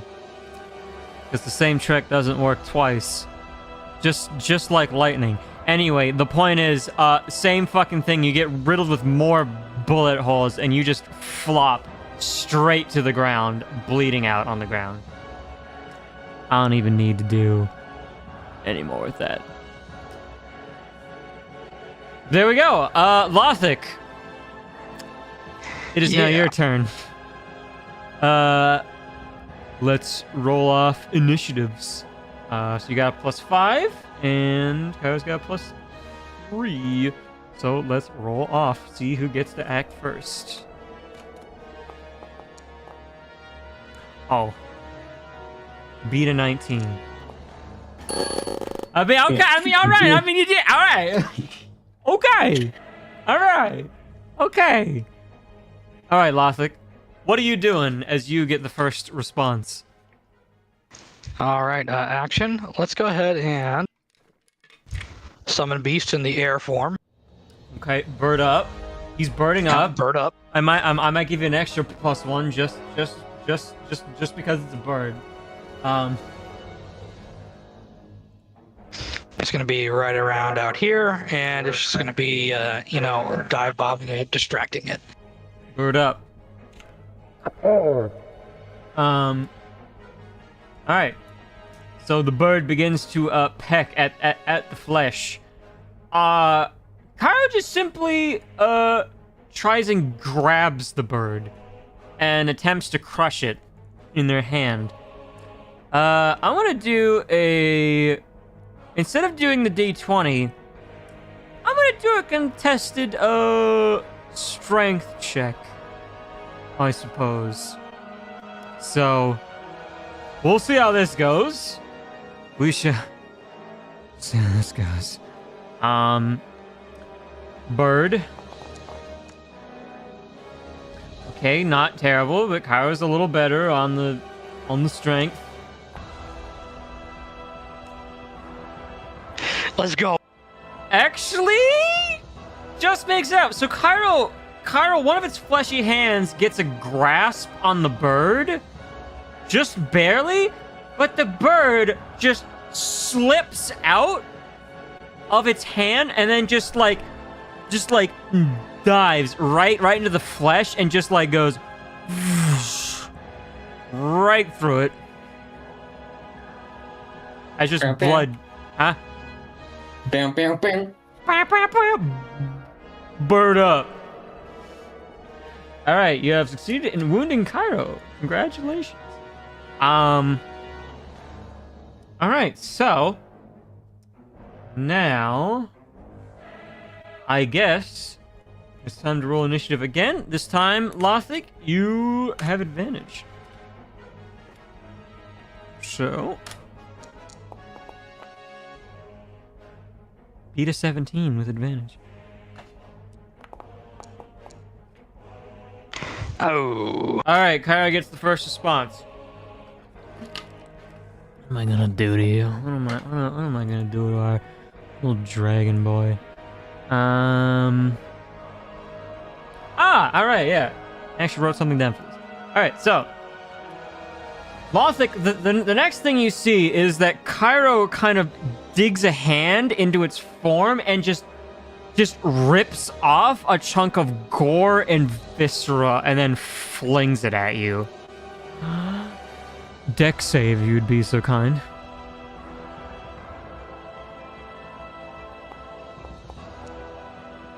Oh, come on. Unfucking Fortnite. So here's what happens. Lothic, you get covered in this gore from head to toe. Like there is like intestines, just every gross little thing. But something else happens. As you feel a rage within you, and not in a good way. As you kind of perceive everybody around you as all those people who just despised you for being a dragonborn So, I'm gonna roll a d3. You're gonna shoot somebody. 1 is Guy Man, 2 is Akomi. Or actually, nah. I'll make this fair. Actually, no. I'll do a d4. 1 is Guy Man, 2 is Akomi, 3 is Cairo, 4 is Solomon. Oh shit. Oh shit. Yeah, I'm just gonna shoot the corpses on the ground. That's fine. That's fine. All right, your eyes glow a bright red, and lightning kind of like pours out from your mouth like drool, and you just pull out one of your guns, and you just shoot Gaiman on the ground 3 times. Bam, bam, bam. Or actually, probably like 2 because you're multi-attack. Yeah, because of that, we'll not roll off for that because, oh my god, you roll a fucking nat 1. But next round, we're gonna roll off again and see if you can snap out of it or not. You snapping out of it is going to depend on whether you succeed this or not, but you have the disadvantage. So, you know. Beat a 6. Beat a 6. Oh, barely. Okay, so Lothic, to your rage and actually hurting one of your friends, you like snap out of it as the red eyes kind of just like shut off in your eyes essentially, and you turn your anger back towards Cairo. What would you like to do? Is this round 2 or 3? This is 2, right? This is 2.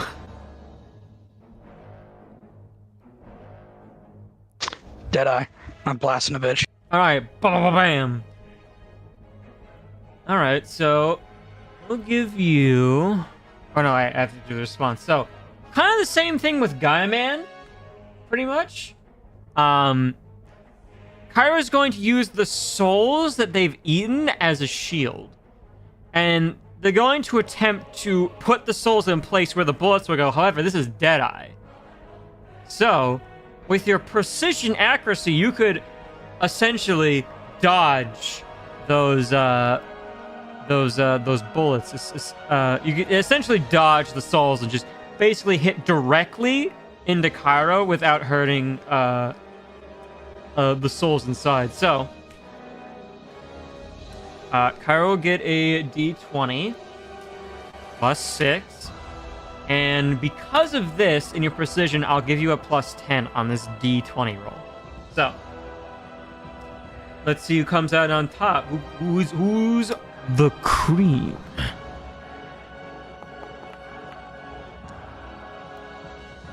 All right, Lothic, you professionally shoot 6 shots. Bam. As Cairo attempts to use the souls as like a shield, but because of your precision shooting, you just go right through the flesh.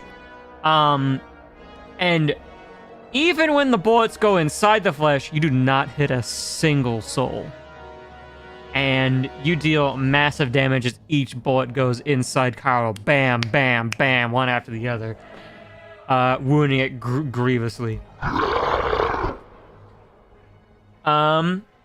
Alright, so do our last round of initiative. Lothic, you have advantage. Alright, beat an 11 to go first. Whoa. Duality. That's an Ignis kind of roll. God damn. Alright, so. Alright. Yeah, so what would you like to do there, Lothic? For your last action? Now, I know I used it in the previous fight, and, you know, kept the dragon form a little longer than I should have, but am I able to drag on out right now?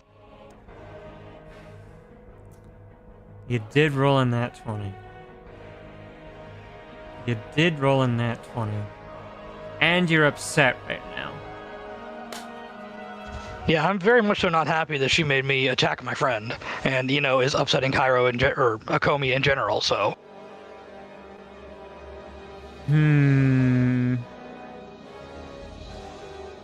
If not, that's fine. I want to give it to you. I'm just trying to think how I'm going to get you to do this. Next. Wisdom. Alright. I'm going to get you to roll a wisdom ability check. And I'll give you a situational bonus.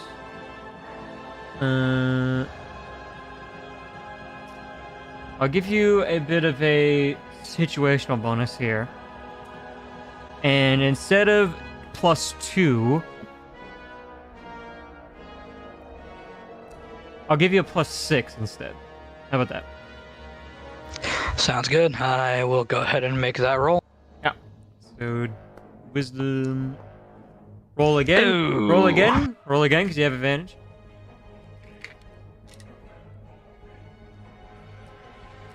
I want you to have this. I want you to have this. 18? Good enough for me. All right. Let's go. All right. It'll only be short and brief. But you'll get one attack through, essentially, as you quickly transform back into your dragon form.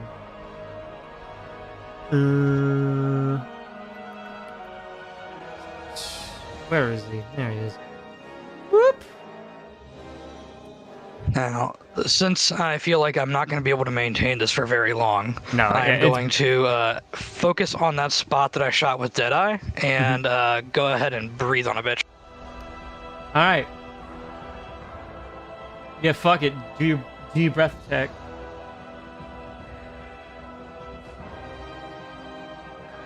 All right, let's see if Pyro can make the dex save.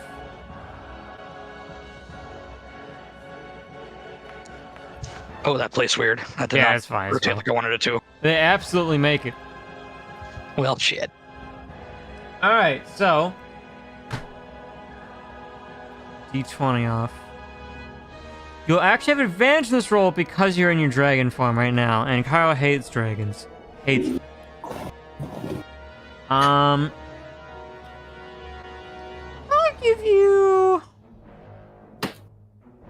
Kyle have a +6. You know what? You're gonna have the same bonus. Fuck it. Kyro's gonna get 1 D20, you're gonna get 2 D20s. Okay, so no bonuses, just flat rolls. Mm-hmm. Yep.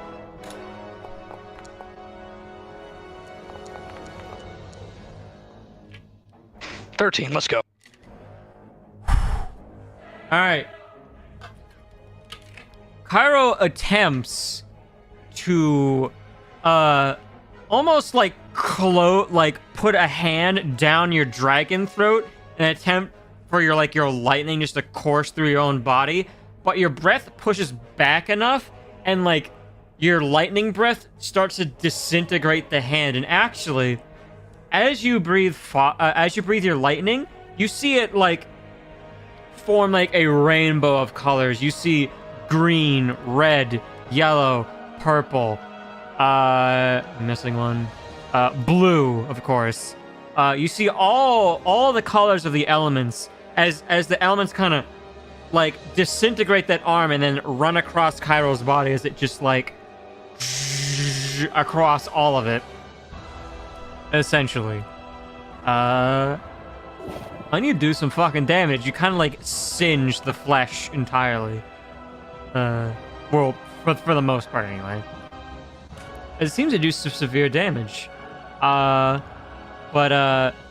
you breathe and breathe, and then you slowly transform back into your form as the breath becomes not as good as it was before. It was only for 6 seconds, because that's a round, that you were able to do that in dragon form, but that's that. And now we come to the final portion of this. I'm going to be playing this one through Foundry. Hopefully I don't have to reset it, but we'll see. Perfect. Alright. Akomi, at the end of this long row, you finally face your other half. Let's both make the fucking rolls, shall we? Mm-hmm. Alright, d20 plus 3. They're the same. Isn't that fitting?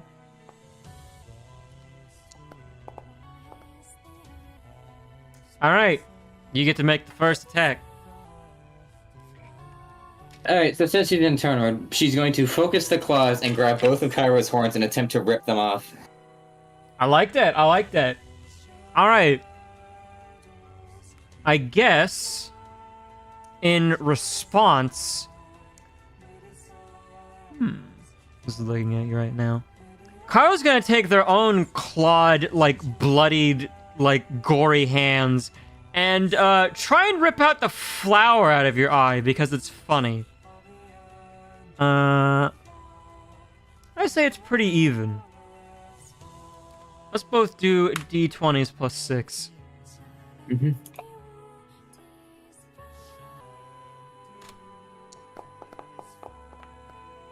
Oh shit. Oh, that's duality. Yeah. Yeah.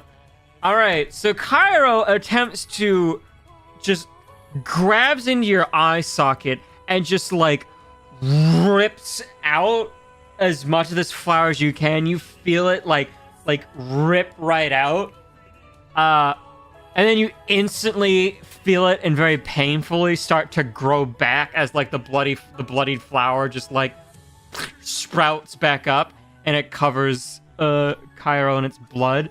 And you see Cairo just kind of like clutch your eye flower tight, and then you see it just kind of assimilate into her form, essentially. Alright. Cairo won that one, so Cairo will have advantage on the next one. Mm-hmm. So we'll see how that goes. Alright, d20 plus 3. Now just 2 of these. Okay, I don't need to roll the other one. Damn it. Alright. Cairo, as the first action, is going to... is going to attempt to mutilate you.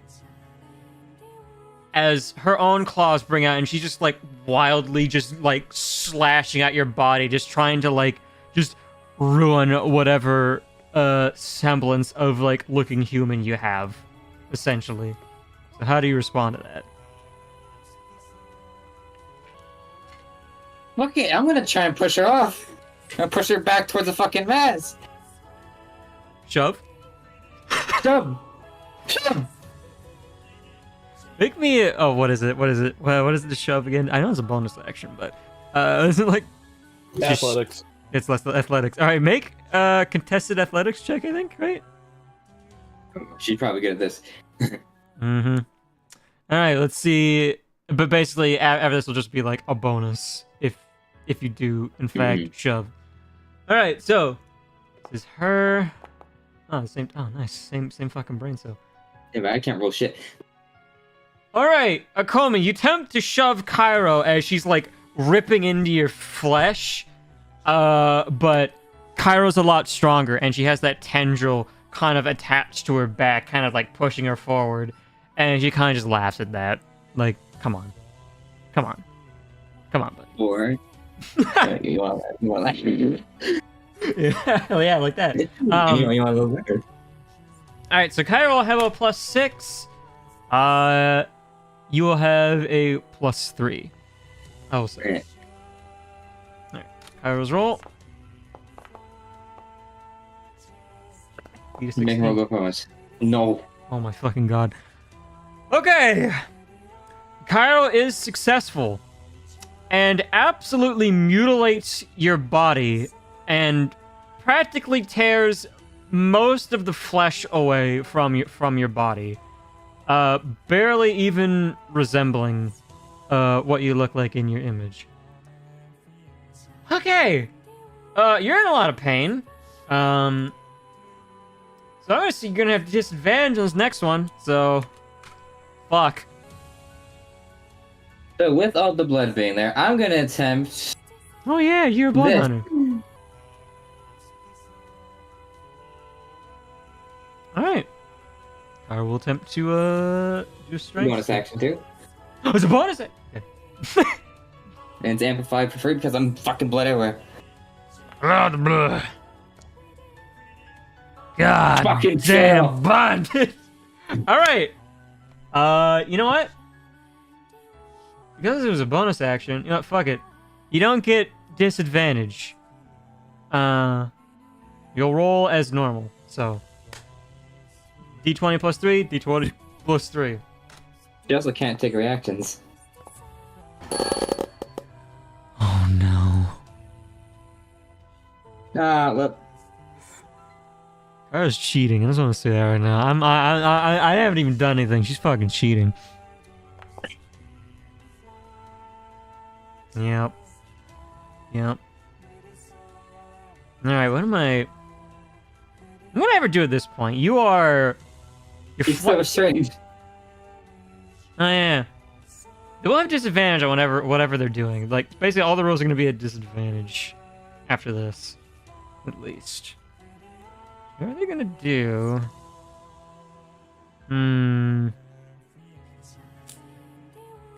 Let me see.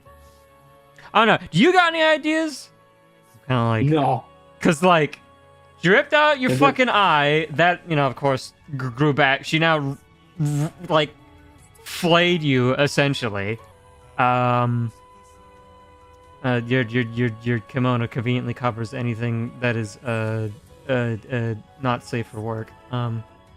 Thank God. You know what? I've hurt you physically. We gotta hurt you mentally. So kind of like a similar thing that happened with Solomon. But she's going to attempt to break your mind, essentially.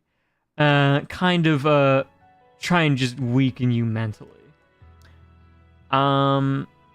So just like Solomon, you feel like that pounding headache, except this time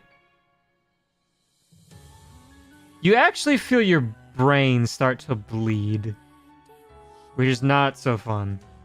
Alright, so let me see if I'm successful for this. So why don't you roll me...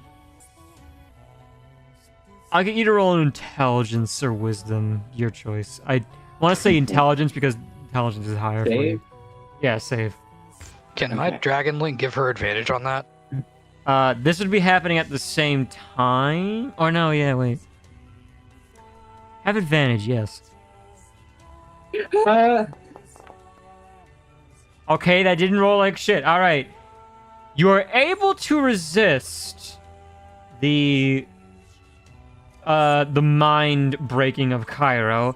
Your brain fucking hurts a little bit, but you can retaliate in response. What do you do?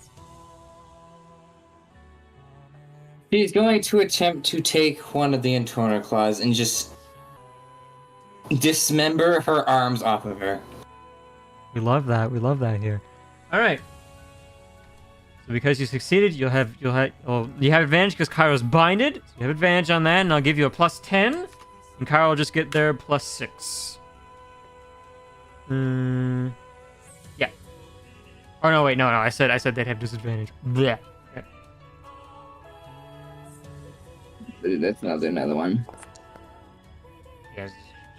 Oh my Jesus. Oh my Jesus.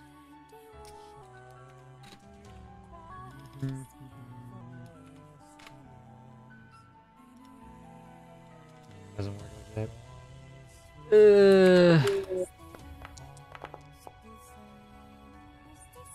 not work there. Oh. You effortlessly rip Cairo's arms off as they just kind of like flop to the ground. But you see, as you sever them, they begin to like flop around and almost have like a mind of their own as they start to like what's the word? Sadly try and like crawl their way towards you. Essentially. But as this fight goes on, in the back, a monochrome light goes off behind all of you. And 1 second, I know I saved this song. Yes. Alright, so behind you, the gods of the grave reappear.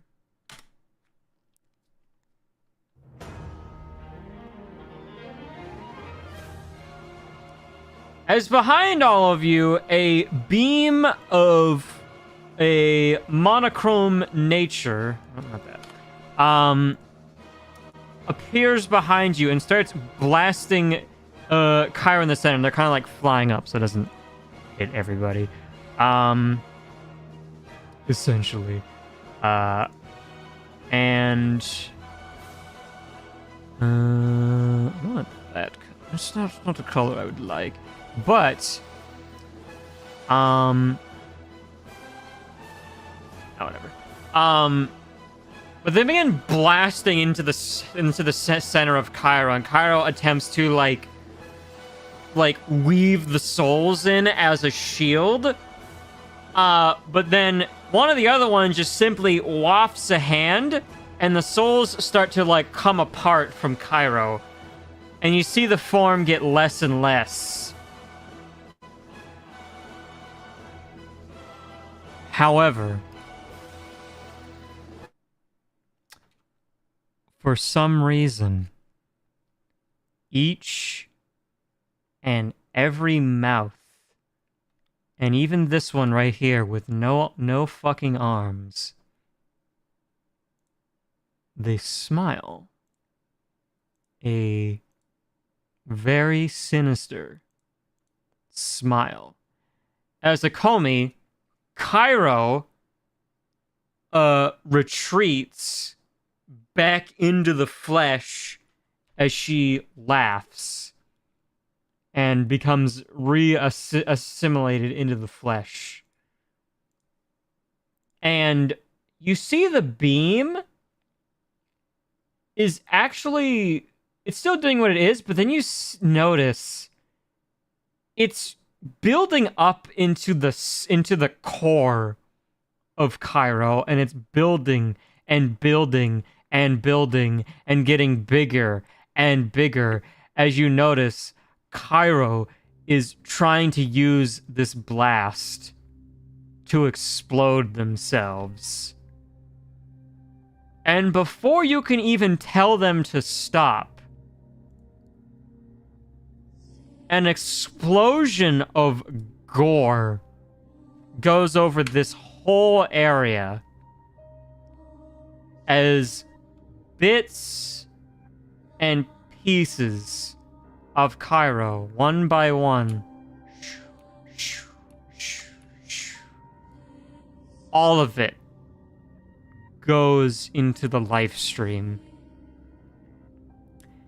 And not only that, flings off past it, way off into parts unknown. And Akomi, you notice the true fragment of Cairo, I suppose, go into this one. As every bit of what's left of her eventually fades into nothing. And once again, she she's gone. So, what we doing now, fam? You're dying mostly. Yes, also Gaiman is actively dying. So these two immediately rush over here and begin applying healing to Gaiman as his wounds slowly closes up. I have a potion still. You do? I'm gonna feed Guy Man a potion. All right, in tandem, with them healing and Akomi just opening Gaiman's maw, just straight like you just like pour it right down his fucking throat. Of some healing. There you go.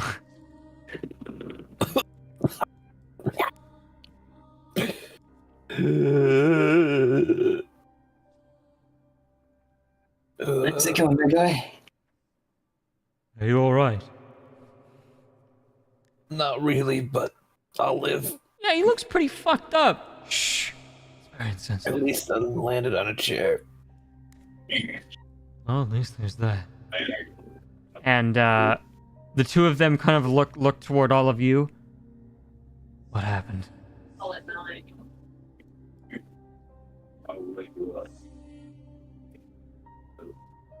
Nor got what she wanted. I knew we'd forgotten something.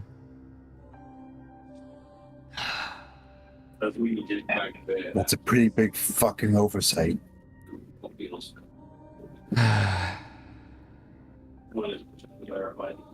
Hold on. And you see him kind of like snap his fingers a couple times. And one of the gods appear.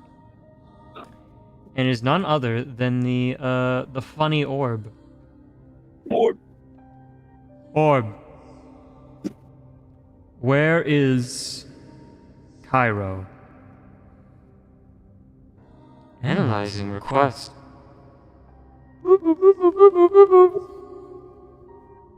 Analyzing.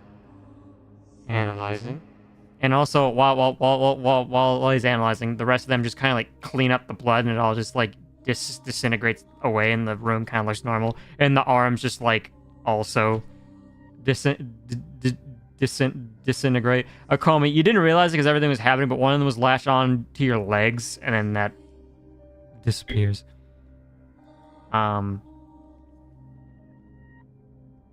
The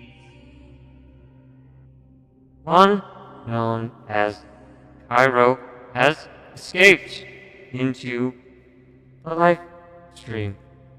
Also, hold on, I just want to change the robot voice because I hate this one.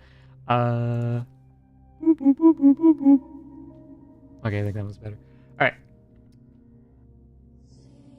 Not only have they escaped into the live stream, they have gone past our very universe into others.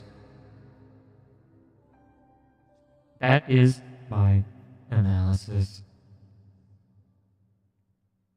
Oh, also, the main body, the central system of Cairo, went into the dark live stream.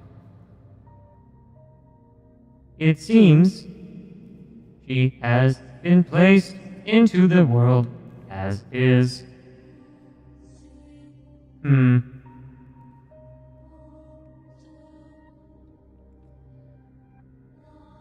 Well, that's certainly the last thing we need. Do you require any more knowledge? Perceives rest of party. Any of you have any questions for Orb?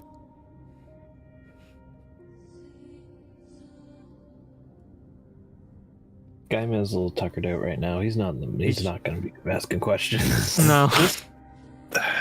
Yeah. This orb knows stuff, right? It knows. It is the god of knowledge.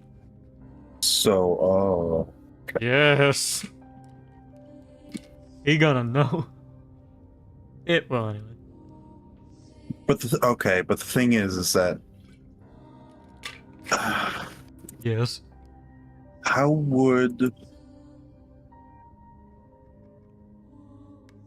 I know what I want to ask? Yes. Never What does mind. Solomon want to ask? I know what I want to ask. However, I don't know if Solomon would know what to ask. What do you want to ask? Just ask me, God. I want to know if my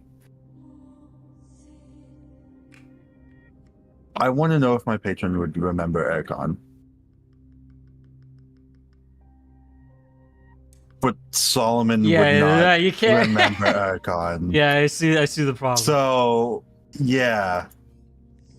So Solomon would not remember Ergon to know to ask the God of Knowledge whether my patron knows. Mm-hmm. Unfortunately, Yeah. that's an impossible question to even ask. Yeah, that's why I was like, I don't know about that one. Yeah.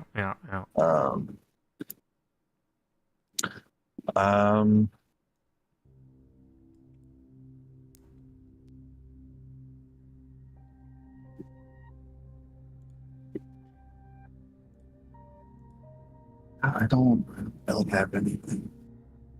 All right. Does anyone else have any fucking questions for the God of Knowledge? Or anything pertaining to Cairo in general?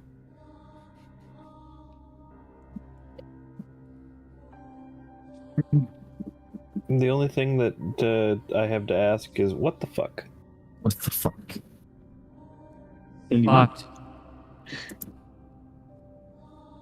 Yes, fucked. I have a question for God. Why? Why?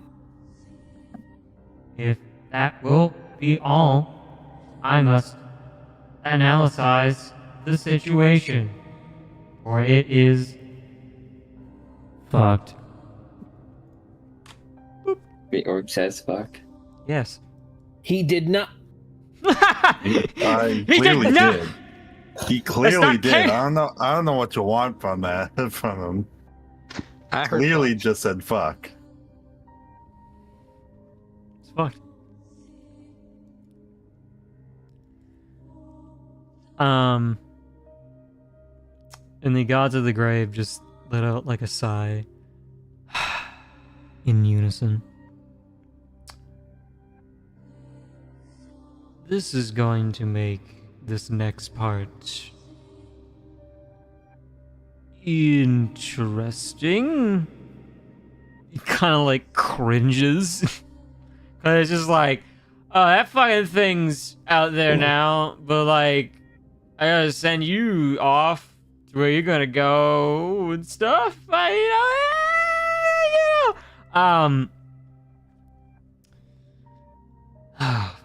This may be a little awkward now at this point, and he rubs the main one. This one rubs his temples. Yeah. So you guys get to have the privilege of deciding how you're gonna, go back into the live stream or not. If you want. Yeah, it's real awkward. Yes, I know.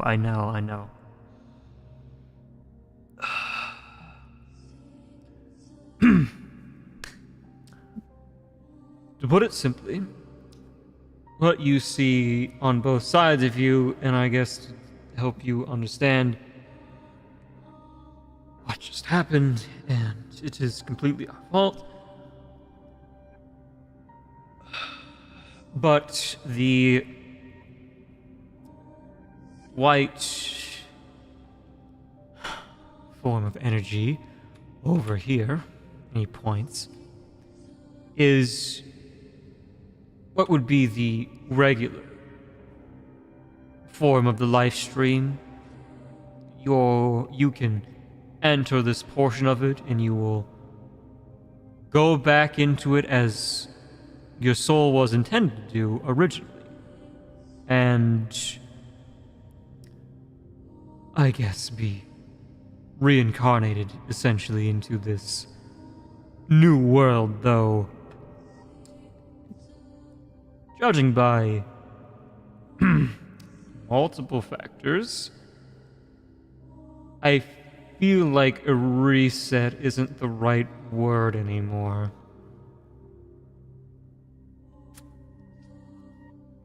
He cringes again. And this other one over here is kind of like a darker live stream thing. I don't know, we haven't come up with an official name for it. It was just kind of like a cool thing we made this one time.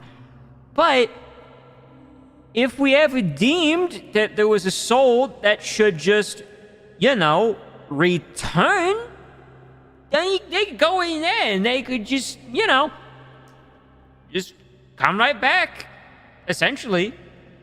It's pretty cool. Your tone is not helping the seriousness of the situation. I'm sorry, I'm not very good at it.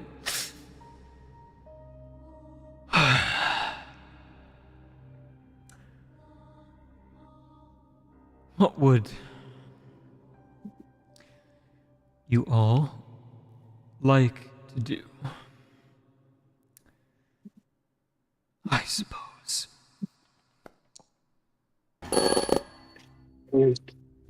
Goddamn. So basically, if we want to go back to square one, we go through the white one. But if we want to stay as we are and go back, we go through the black one. Yes, and you will be in the world as it is. But through everything, I forgot the few little extra things we can do for you if you wish. So, I will give all of you an option. If you wish, you may become our, shall we say, and he kind of like rolls his hand around in the air, guardians of the grave, to essentially fight and deal with this Cairo, as it were. You'll be magically branded with our symbol, and he kind of like flicks two fingers in the air, and you see the symbol of the black and white hourglass. Oh yeah, we can put it anywhere you like, anywhere you like. You put it on your shoulder, on your neck, anywhere you like. Anywhere it can go. Yes, it's flexible. We won't just put it wherever we like. It's your choice, of course. And additionally, if you wish, we can at least let you live somewhat normal lives again. And then, when you're needed, we can return your memories back to you in the time of need. On the other hand, you could go through this one over here. He points at it. And you will return to the world, and through Esda's assistance, she will grant you semi-immortality. Now, you can still be killed by regular means. However, you will not be able to age or anything such like that, to put it simply.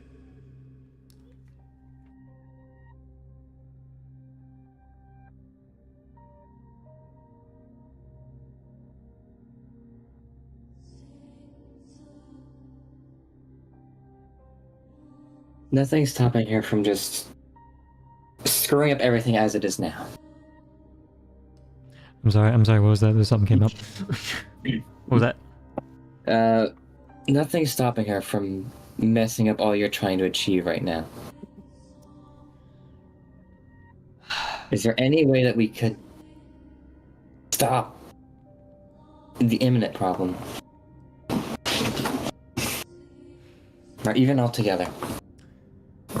Unfortunately, even as gods,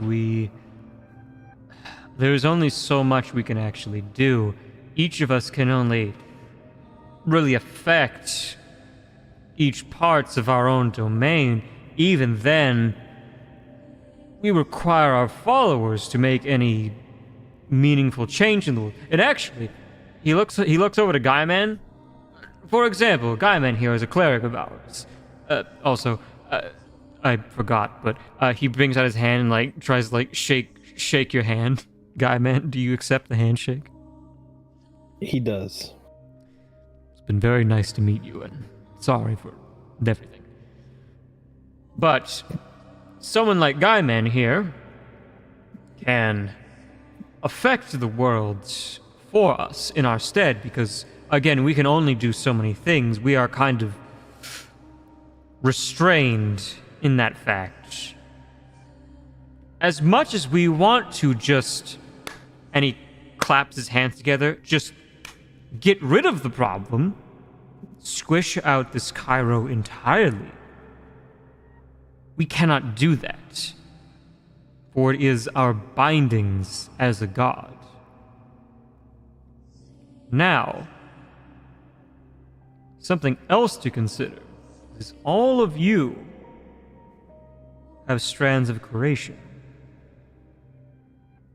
You can affect the world far more than any minuscule follower. So, I suppose that goes double for Guyman here. He's got like a strand and he's a follower of us. I mean, that's pretty. That's a lot. That's a lot. Yeah, yes, it's a lot. And also considering, after all 5 of you appeared, more strands of creation began to emerge. So, perhaps, as the world heals and people return to the world, perhaps with time, all of you will not be alone. You do not have to take on this threat, just the 4 of you. You've already seen the other souls with the strands, a couple of souls from those universes. They will be reborn into this world eventually, as the life stream deems it. And who knows, new souls may emerge, but that is all speculation on our part. But it is really up to you to try and make the change you wish to seek. That wasn't worded very well. Shh. There's a lot in my mind right now. Yeah, fair enough. Does anyone say anything? But Kyra held a strand too, didn't she? Yes, actually. You share the exact same type. But that Lami you saw and that Kitsune also had the similar strand as well.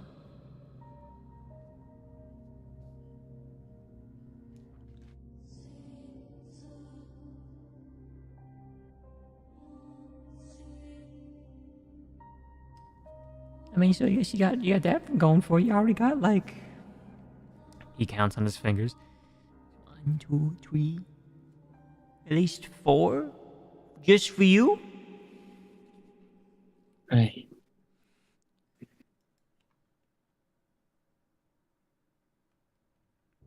Is there any way to seal, Cairo, to stop. Let me think. I feel like there has to be.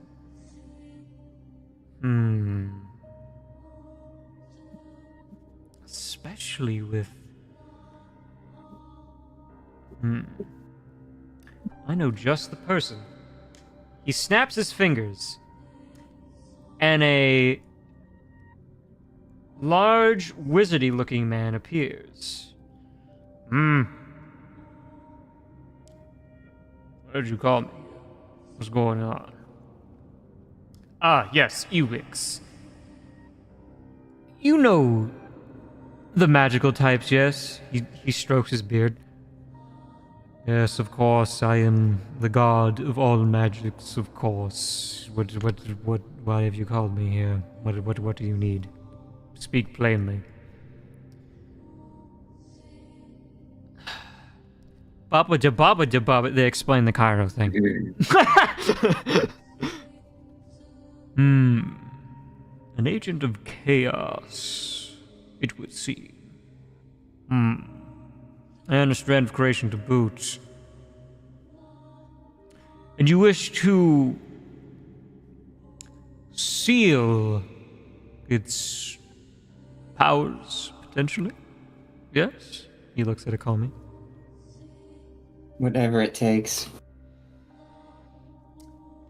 You see him like lean back and like a rocking chair kind of appears behind him. As he kind of just looks up into the void above. And he like clasps his hands together.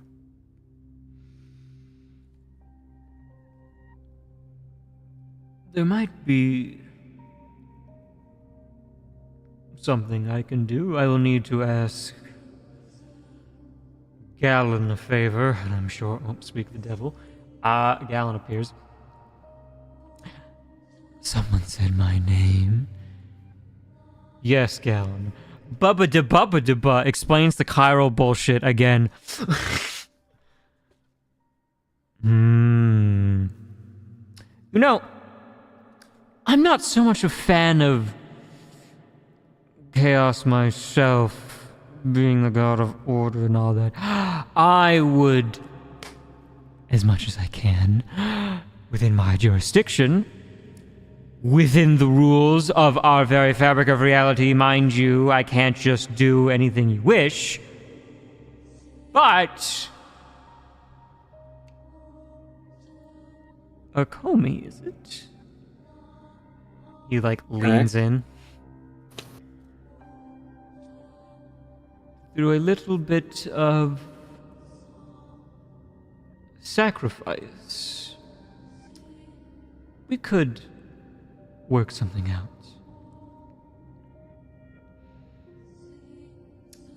All I ask,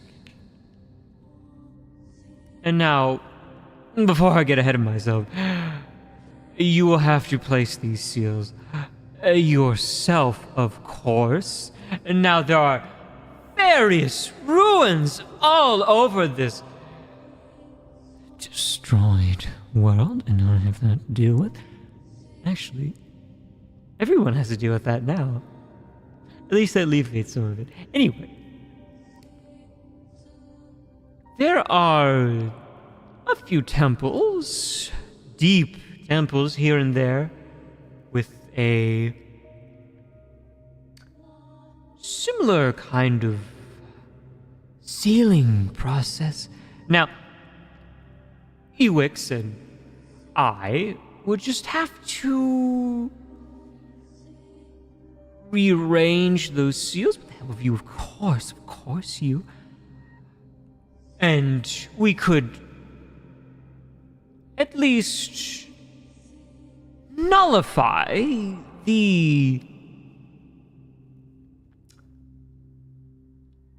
power that this Cairo would have, even nullify the strand of creation they may hold. Potentially, I promise nothing, but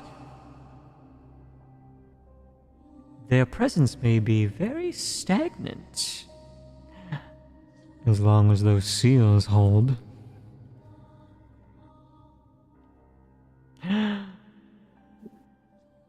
So what do you say about that? I'll do it. Excellent! Ewix, give me a bit of your magic, please. Yes, of course, of course. And he just kind of like does a little bip jib bop jib bah, and a just basically raw magic just kind of appears in his hand. Actually, that phrase he said wasn't quite exact, but it was a very ancient magical phrase, actually. Which that's a fun thing. But Galen kind of grabs this this raw magic. Now, I will place this onto you, but it is on you to place it. And now, essentially, what I'm going to do is I'm going to siphon this into your body, give you the power to create these seals, and at the cost of a little bit of this magic. And some of your own, I guess, strengths. I suppose you can create these seals as you wish. So, I'm just going to assume you're ready, and you feel, Akomi, this like magical, this raw magic just like gets siphoned into your body, and it's just like overwhelming, and everyone actually sees Akomi like glow with like this like bluish tinge. And eventually all that magic gets absorbed into her body. And after a few seconds, after the glow kind of fades, Akomi, you feel fairly normal. In fact, you even kind of feel a little bit more rejuvenated, actually, as you get all your health back as well. Oh, and by the way, I don't think you're going to, but if you back out of this, I am the keeper of oaths, and I will repay this debt in kind. But I'm sure I don't have to worry about that. Right? I'm dealing with the problem I created. I wouldn't back out of it. Good. I've just heard these strands of creation nonsense are a little chaotic. I just wanted to make sure. But I will not bother you any longer and leave you to whatever your choices are going to be. Good luck, all of you. As he vanishes. Please don't mind him. He's a little upset with everything going on, and I'm sure this Cairo business is not sitting too well with him. He's not a fan of chaos, being the god of order and all that mumbo jumbo. But I'll bid the rest of you adieu. And he takes the tip of his big old wizard hat and tips it, and magical dust kind of like flows over him, and then he disappears.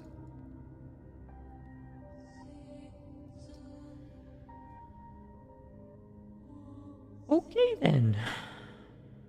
I have not seen Galen that upset in over a millennia. Probably more, in fact. Yeah, he's kind of scary when he gets upset. Alright, with that, what all of you do? So, Mm-hmm. the white stream. So that is start over, right? Yes, this is be born again. You'll live your life up to a point. Reincarnation. Yeah, that's the name of the campaign. Roll credits. That comes into it. Yeah. So this is Mhm. reincarnation, whereas this is you get sent back, but with a purpose. Yes. Okay. Now, this is basically more so like a choice of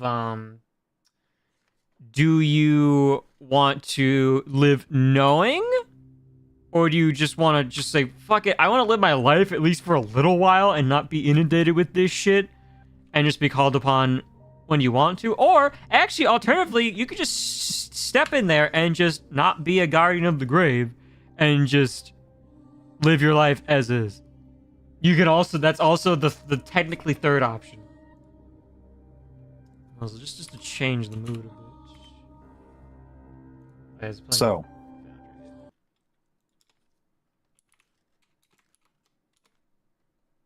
So 3 options. Mhm. All right.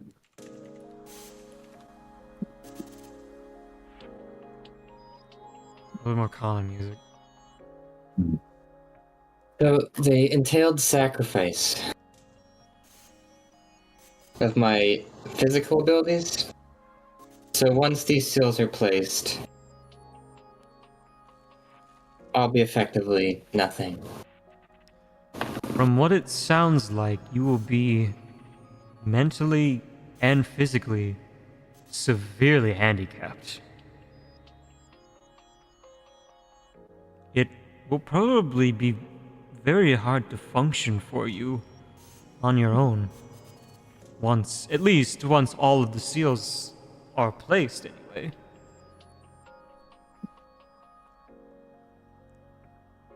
What I have to do then?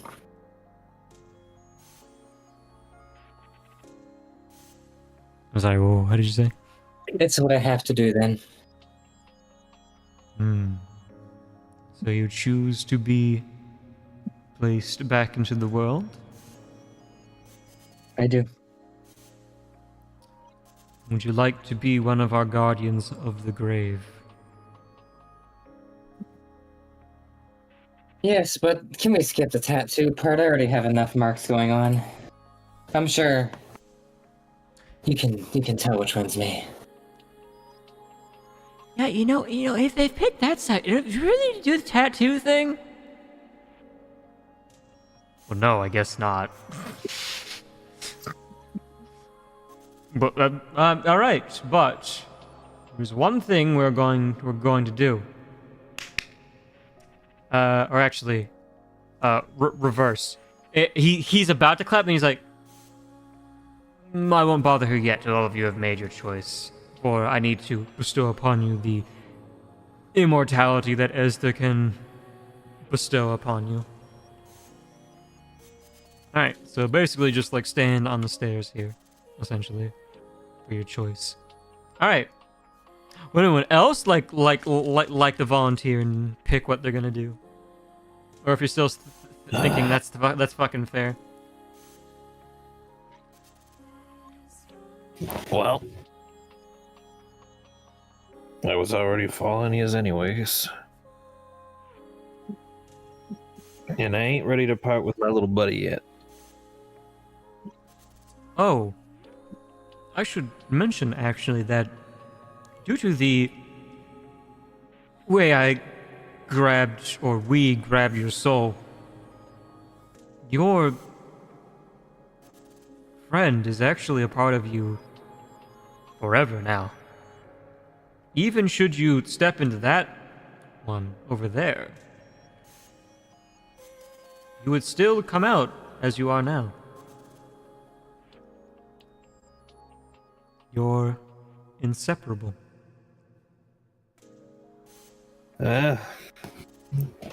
Even more reason I think I should go over with a Comey. How the fuck am I supposed to explain any of it if I don't remember it? Fair enough. And he gestures you toward the stairs where Comey is.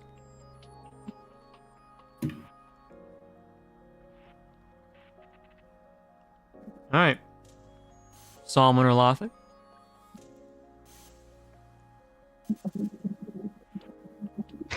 Those seals, Yes. they won't destroy Cairo, correct? No, that is up to the people in the world.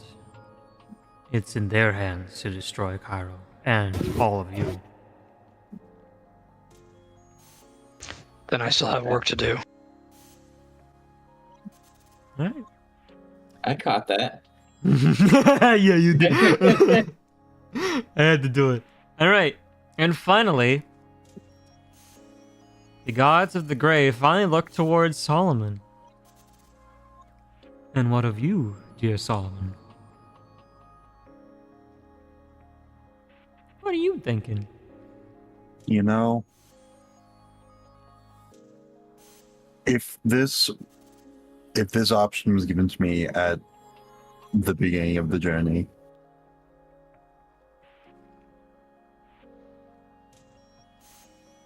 I feel like this would have been a lot easier decision to make. I understand. Mm-hmm. He looks longingly at the white light, Mm-hmm. because his life has been nothing but struggles essentially since he was a kid. Yep. And he honestly wants nothing more than to just wash that away and have a second chance. Mm-hmm. But then he's also going to look over to Comey, Lothing, and Gaiman. And he knows that, the work's not done. Yep. No matter how much he wants it to be, it's not. And it isn't going to be for a while. Yep.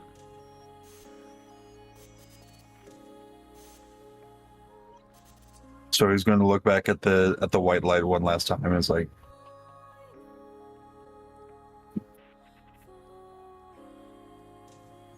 some other time. And he's going to start walking towards the walk towards the others. And this one kind of like leans into him. No, I thought at least one of them would go into the white one. It's fine. All right. And they walk over here. Okay. I suppose we're staying together. Well, she's our problem as much as she is yours, so It's debatable. debatable, but you get where I'm coming from. All right. Let's discuss where you're all going to end up. That's an important part of this. Now, there is actually a very secret shrine to us on a remote island to the east end of the main continent. So, when all of you step in there, you will all appear in front of this shrine on this island. Now, with a bit of resources, I'm sure you can build some kind of boat, or maybe even there might be one there. Let's hope you're lucky. But looks at Lothic. I believe that if Lothic can get a handle on his dragon transformation, he may be able to even just fly you over to the main continent eventually. And also, that reminds me, you see him walk over to you, Lothic. Pardon me, Lothic, but this may be a bit strange to ask, but can I have just a no?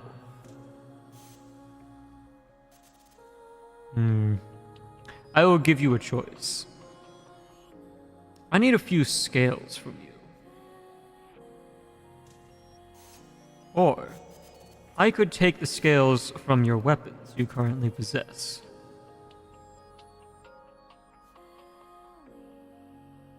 Or in order to help you fight Cairo, and considering they are of the intoner variety, I suppose, making the dragons going forward that are going to be reborn in this world more akin to something that would deal with these intoner-like beings, and I suppose that unfortunately goes for you too, Akomi, will potentially help you fight Cairo in the end.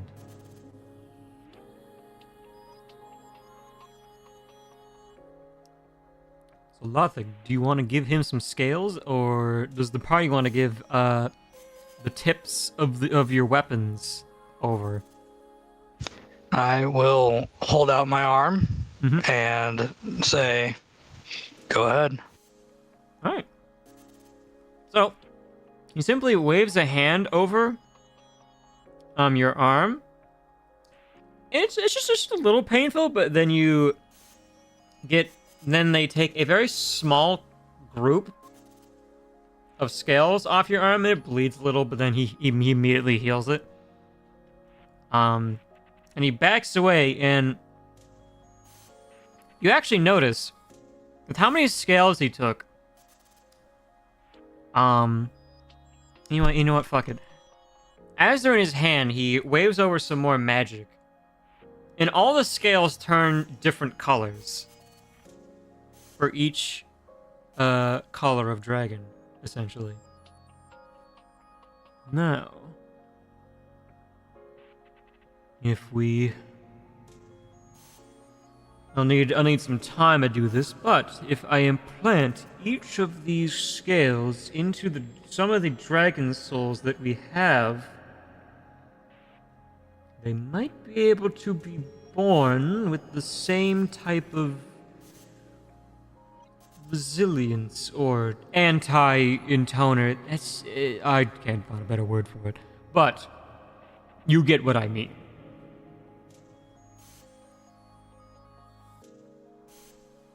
I guess it's better than telling him to get busy. Or does anyone say anything? Sorry. I just give him a nod and turn back towards the portal. Mm-hmm. Alright. So, is everyone good to go? Yes. I'm putting my arms around the party. We all locking arms together, huh? We'll lock the arms. Let's go. Alright. No, let me play this.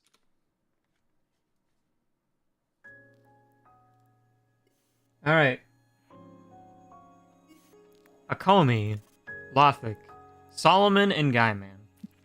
You all merrily kind of just lock your arms together and look at each other, give each other a nod and a smile. Because you know all of you are gonna have to like each other for a lot longer, because you are all gonna spend a lot of time with each other now.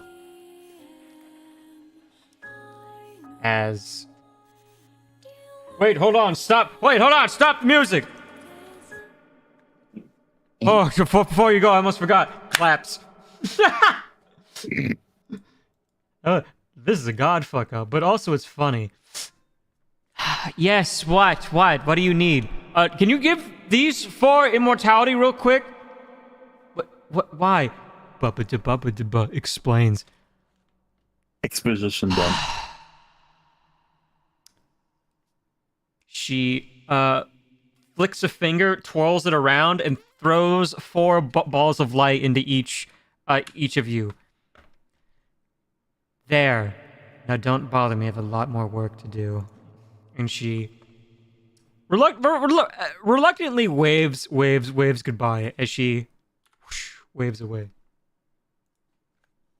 Okay, I'll start the music up again.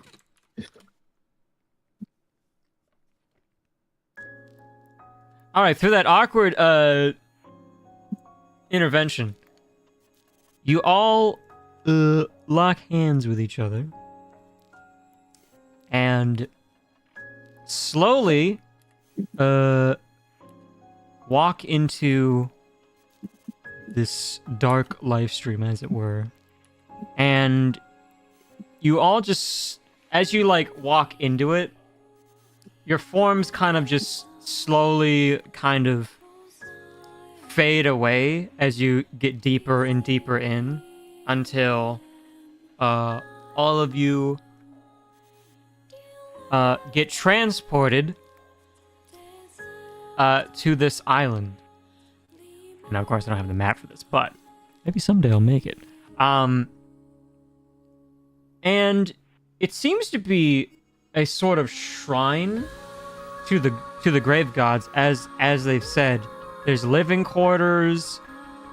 Like, it looks like before everyone died, there was people attending this. And you look outside and see the world all covered in this white ash. And you think for now, until the storm fades, it's probably better to stay inside until all this shit's gone. But there's plenty of room there, plenty of underground areas you can seek shelter in, and such and such. But yeah, you are all going to spend thousands of years stuck with each other. Or at the very least, yeah. Change my mind. Too late. All right. So, No, Shit, go back. the other way. Go back. I guess as a sort of, what is everyone gonna be up to while they're kind of going to be in this place, essentially? So I'll kind of just go in a line. So Lothic, what is Lothic going to be up to, like, before like the snowy like ash clears and everything? What is Lothic gonna be up to? He is going to be working on two things. He's going to try and strengthen his dragon form.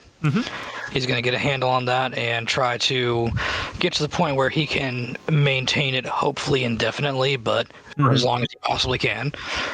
And he's also going to work on quelling his inner rage. He's going to take all that he's seen through all of the party and all of these memories that we've gone through and try to come to terms with the world himself and quell that rage. And I will say, at least for one of those things, because the rage part will be completely up to you when the time comes, but eventually, through the enormous amount of time you have, you do eventually get a handle on your dragon form. Eventually. But that's for another day. Alright. Probably should have got you out of the way first, but, you know, line. Call me, what are you doing? Alright, so the first thing she would have done, it would be to, from memory, make a map of the old world Yes. and try and figure out where the seals are gonna go. Gotta plan that out, because the problem is, you can't go out immediately because of the fucking... the ash, basically, from the flower. From memory. Just wherever the fuck they got the right on the, she's from memory, being like, alright, this is what it looked like before. I can use this as a baseline. Yes. So she got that, and then periodically she'll practice her songs and go into internal mode and just hold it. But as for everything else, she's just pleasant to live around. She might have had a more crappy lifestyle before, but she never really cared for it. No. Now you're like, but basically, kind of like think about this place as kind of like a place in which like monks would reside type of thing. Like it's kind of like that. It's very like a monastery. yeah. Island. It's basically like Yeah. a monastery. Yeah. Something else I'll mention. As Akomi eventually does place the seals, and probably as the and I imagine like the whole gang is gonna be there as she does it. But you see, each time she places a seal, an above board thing, each of her stats get lowered to like just garbage, essentially. Like one of them, when her strength goes, she becomes like super frail, and like, but yeah, just like super frail. Like when her dex goes away, she becomes like she takes like 10 seconds to like react to something, for example. Like she gets fucked up. And like her con, like she gets sick very easily, for example. Her mental stuff, there's one of those she like mostly gets to keep.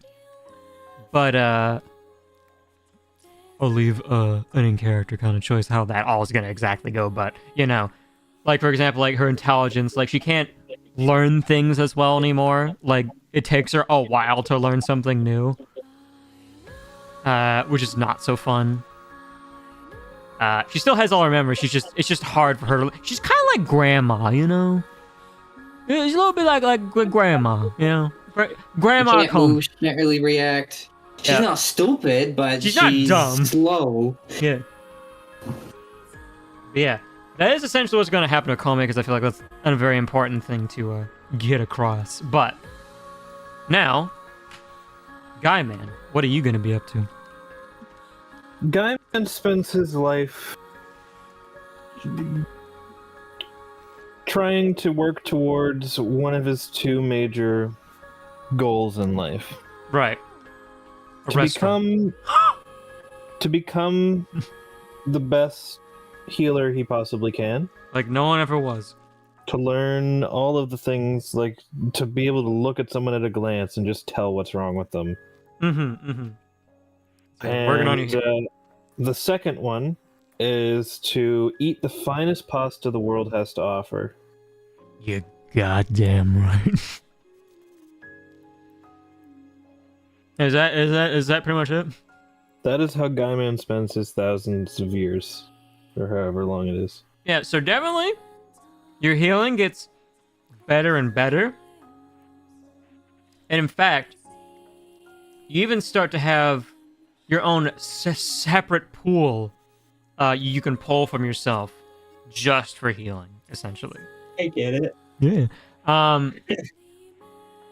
But eventually, when Akomi puts on the seals, you're basically going to be the one, like, doctoring her and everything like that. Like, that's going to be, like, your job, essentially, is that. Taking care of her and everything like that. You nurse Guy Man. There we go. And finally, last but certainly not least, Solomon. What are you up to, big guy? What are you doing? A little funny guy. So I feel like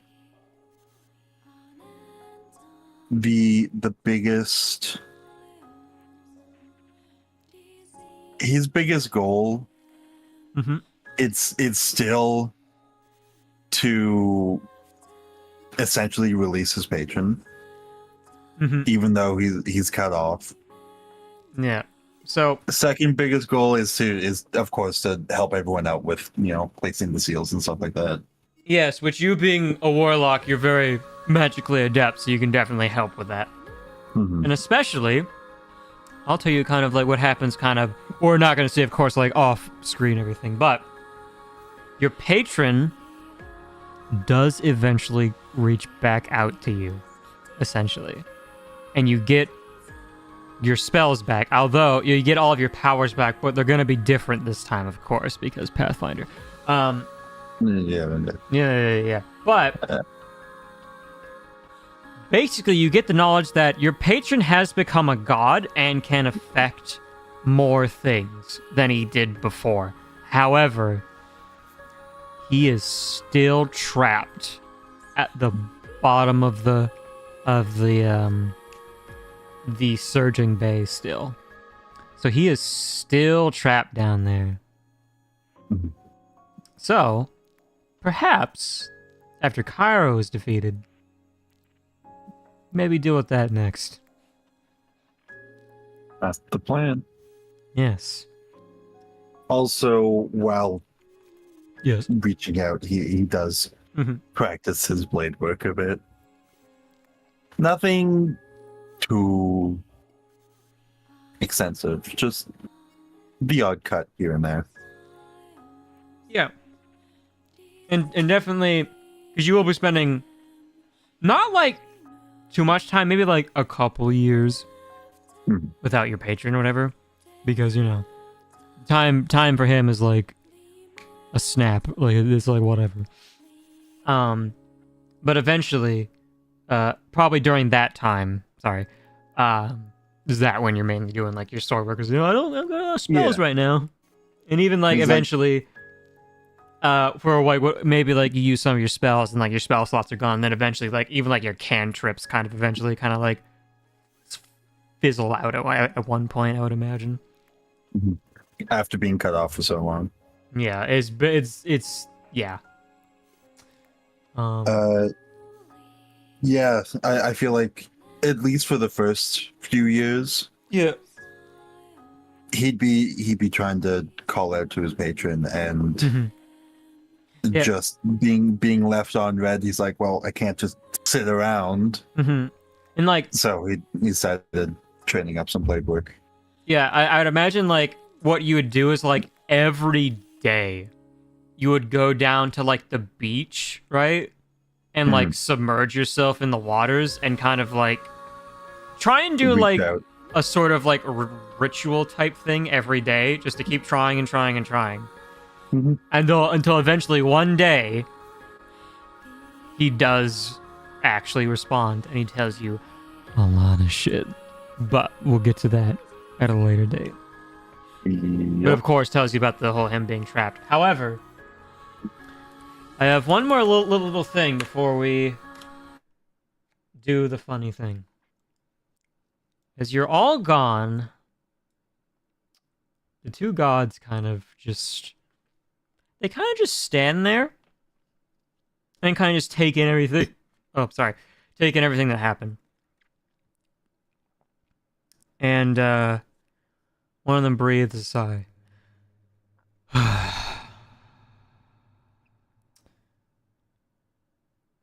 And he reaches around in his back pocket and he pulls out a glowing soul.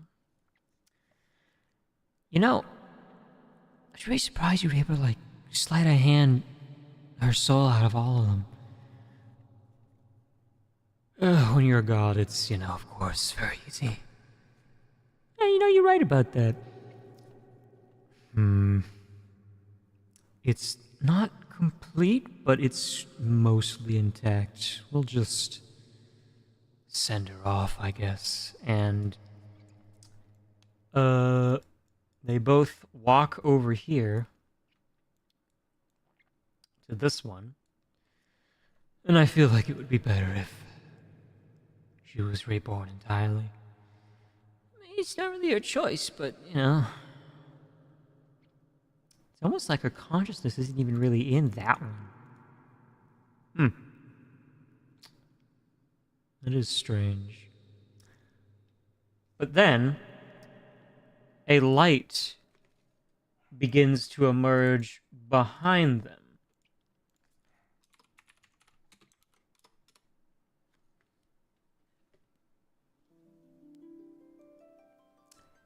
As they look a little bewildered, as this strange light, and as they kind of peer in closer, they see, in fact, that it looks like a pirate ship as it's sailing toward the life stream, essentially. And an anchor weighs down on the soul he weighs in his hand, and it gets snatched up into the pirate ship. And they very clearly see Ashlyn piloting this little pirate ship, and through the live stream, the three of her close crewmates / fan members jump onto the ship. And not only that, they look and see something else standing next to her. It's very faint, very small, but it's unmistakable to them. That pirate really did defy fate, didn't she? All for him. As a large hand rests on Ashlyn's shoulder, a tiefling man, the very faint silhouette still remains. As hope is never truly so easily extinguished. As the ship sails off into the life stream and slowly fades away.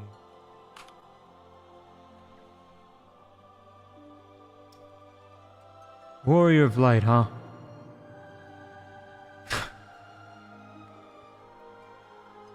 I need a break. Me too.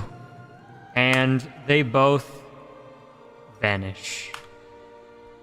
Going off and doing whatever other deeds they're going to do. But that's not it, ladies and gentlemen. As there's one more thing we gotta do before we end for real. As we go back to the higher planes, back to that desk of the hooded man.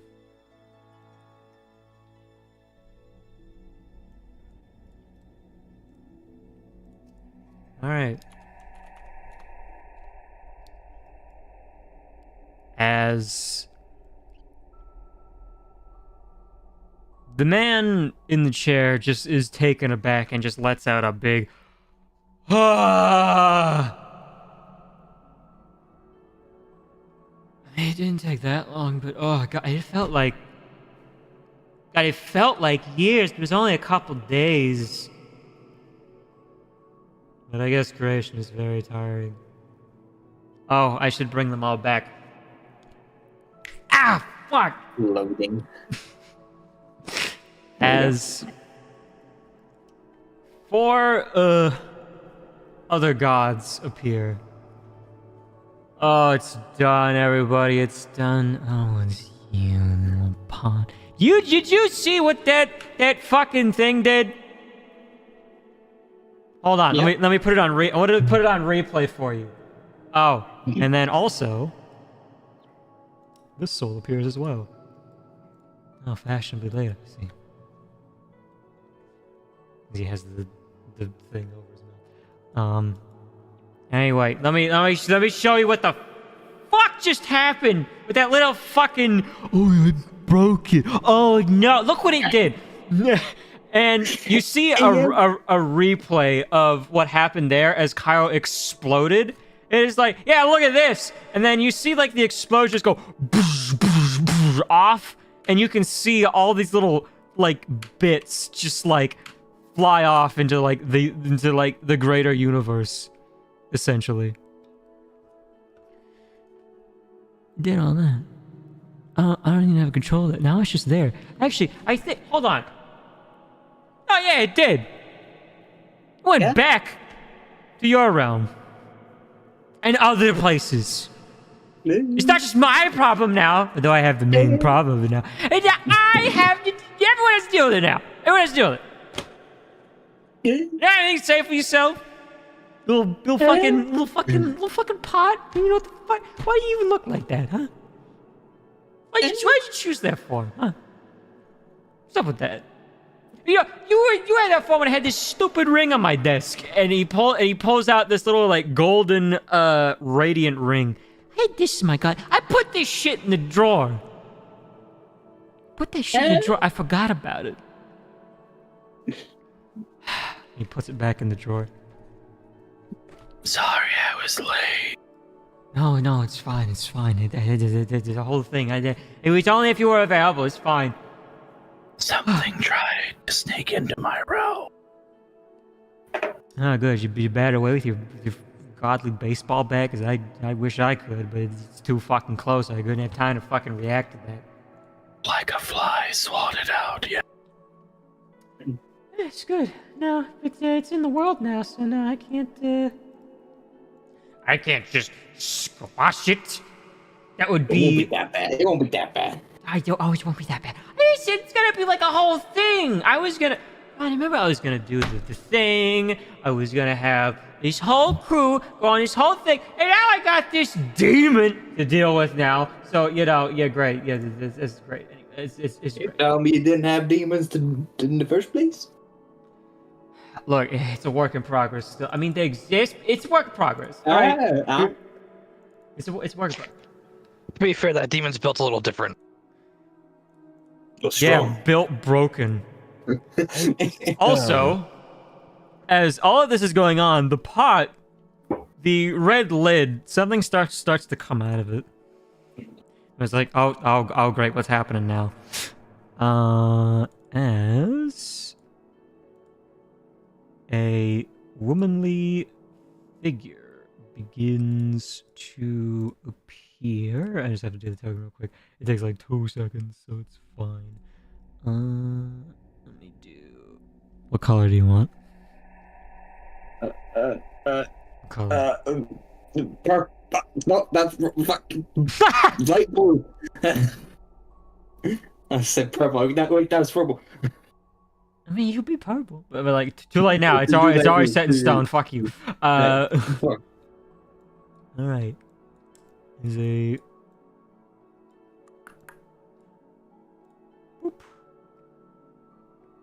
A womanly figure emerges. What the? Were you piloting that thing? The pot? It was a construct. Huh. Alright, weird, but alright, I'll just accept it. I don't care. It was a pilot. Yeah, I sent it here in my stead the first time because I couldn't be here because I had my own stuff to deal with. And kind of sometimes when you pilot a pot, it might not be the best thing to make things with, I've learned. He leans in.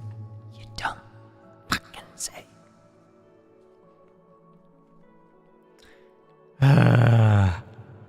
Well,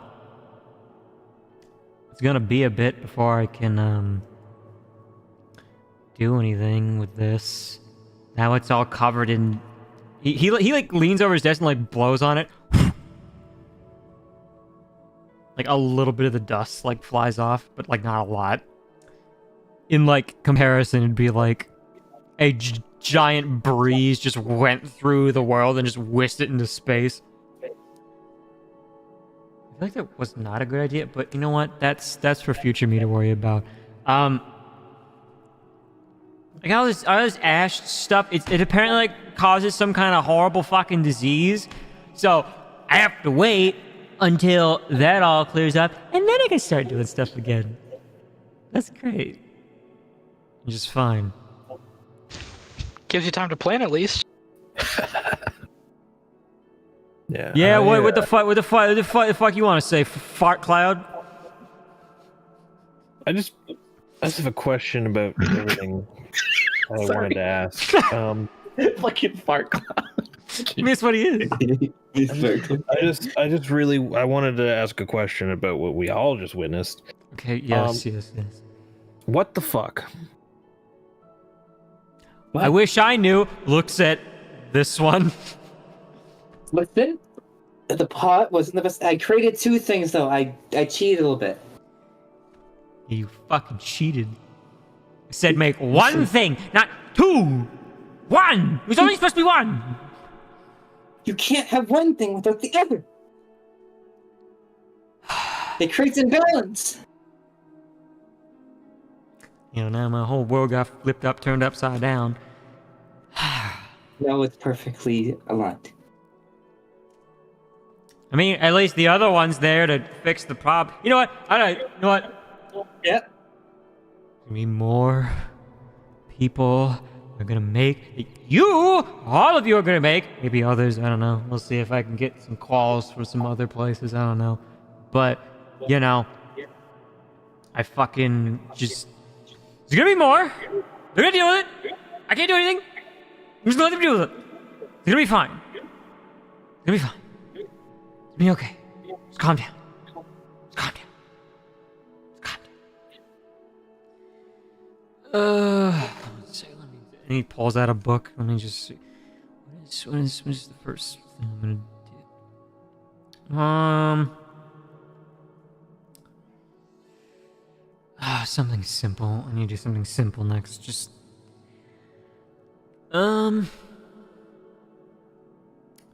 did like that hippo.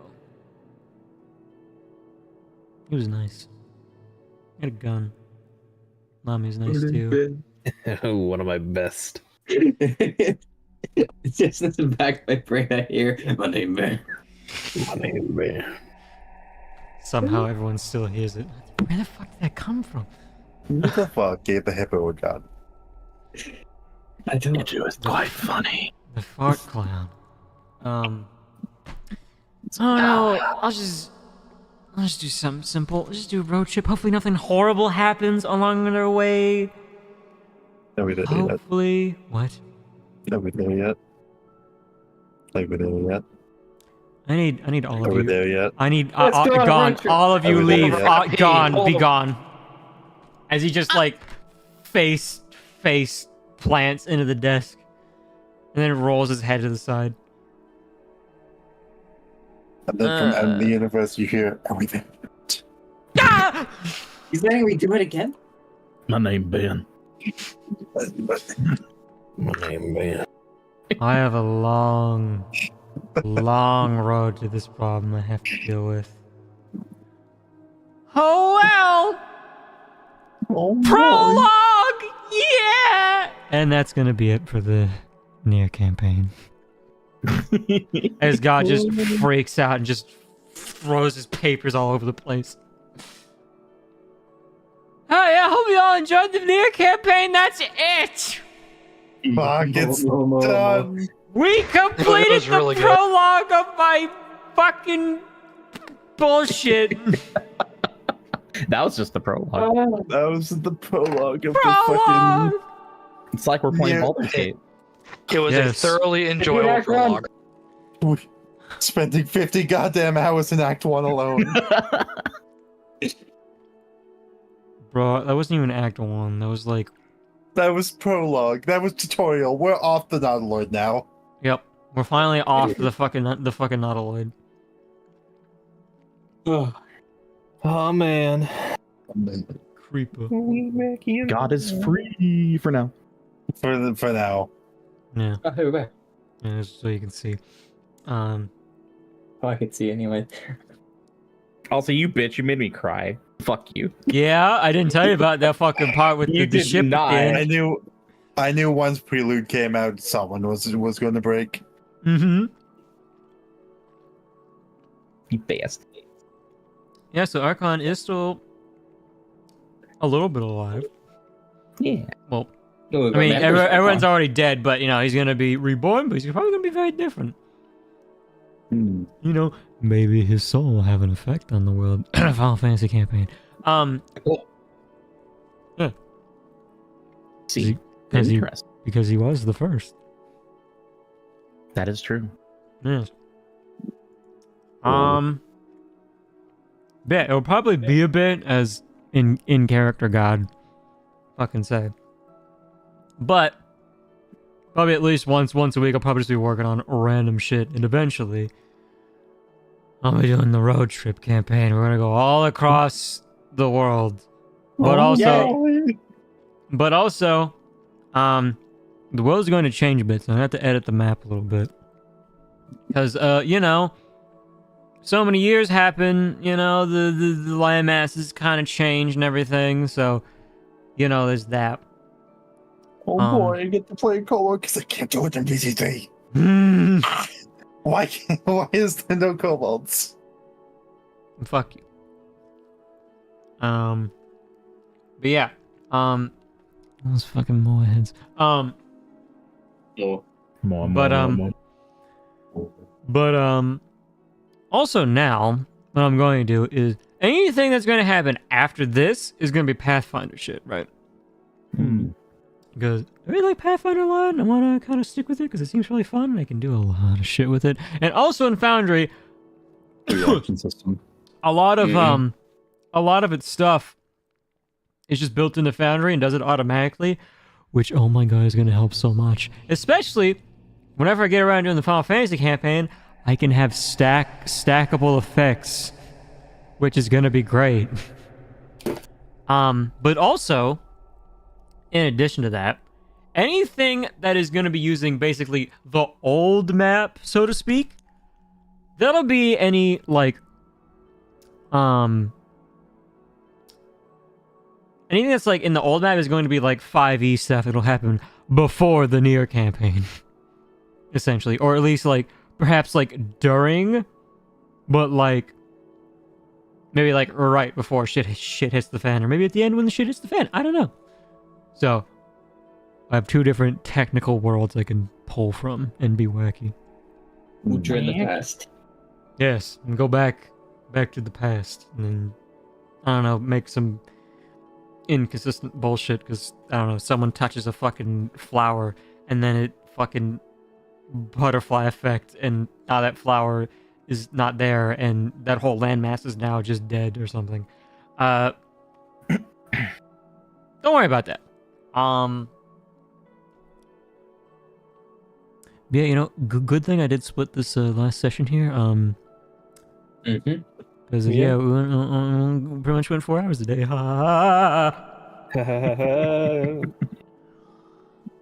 Oh. Yeah, I don't know. I don't know. I guess there's any like, again, any like questions like campaign wise, anything you want to pull behind the curtain? I guess. Pyro's everybody's problem now. Yes. Yep. You'll get a random statement of "Do you want her?" I suppose I'm gonna have to work on Persona now. Yep. Yep. Because we're all gonna take a trip down to Papa Nando's fart cloud domain and do the Persona. Yep. Oh boy, I love Parkland domains. Yes. Why does it smell like ass here all the time? I don't like it. Smelly. Nando calls everybody stinky, but he's the one who picked a fart cloud. He did. He could have picked literally any dwarf. Literally anything else. Very good point. I had to pick something immune to stink if I had to be in the same room as Robo. Damn. Why do you think my god whispers? Because Because when he talks, it's stinky. I'm kidding. God damn it.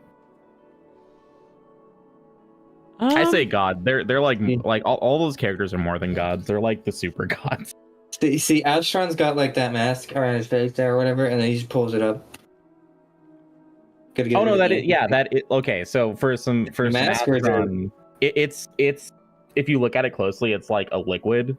But if he pulls it down, it's like a skull piece and rot and everything. Can you pull up to cover his nose? That's important. Okay, go. You can anti-stink.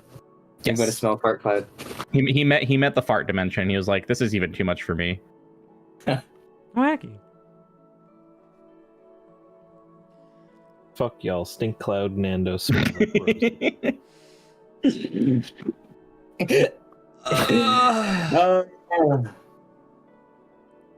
Oh, I just need to stretch. Goddamn. Literally. I see what you did there. Yeah. Yeah. That was fantastic. Thank you for all that. Yeah, no problem. We're good. We're done. Alright, good. We're gonna end the stream. You guys so much for playing this whole fucking shit ass campaign. It's fucking wild. Yes, I'll go end stream and go die or something. Bye. Bye. Alright, thank y'all for coming on by. Anytime you watch this fucking NieR campaign. I'm gonna do something normal next time. Something fucking normal! Jesus Christ. Finally get through the prologue after 9 million goddamn years. We finally did it. I'll still be doing D&D prep streams, but it'll be more so for general things and also for the campaign I want to do next. So yeah. Yeah, so I'll be playing some more Armored Core stuff this week. Trying to finish up 4 before I can fucking word. Before 6 comes out, which is this Friday. So that's gonna happen there. But yeah, thank y'all for coming on by, doing the NieR campaign stuff, all the good things. See you guys next time. For whenever I do the next Pathfinder thing. Pathfinder, 2nd edition. It's gonna be Pathfinder this time. Get bodied. Anyway, goodbye everybody. Goodbye.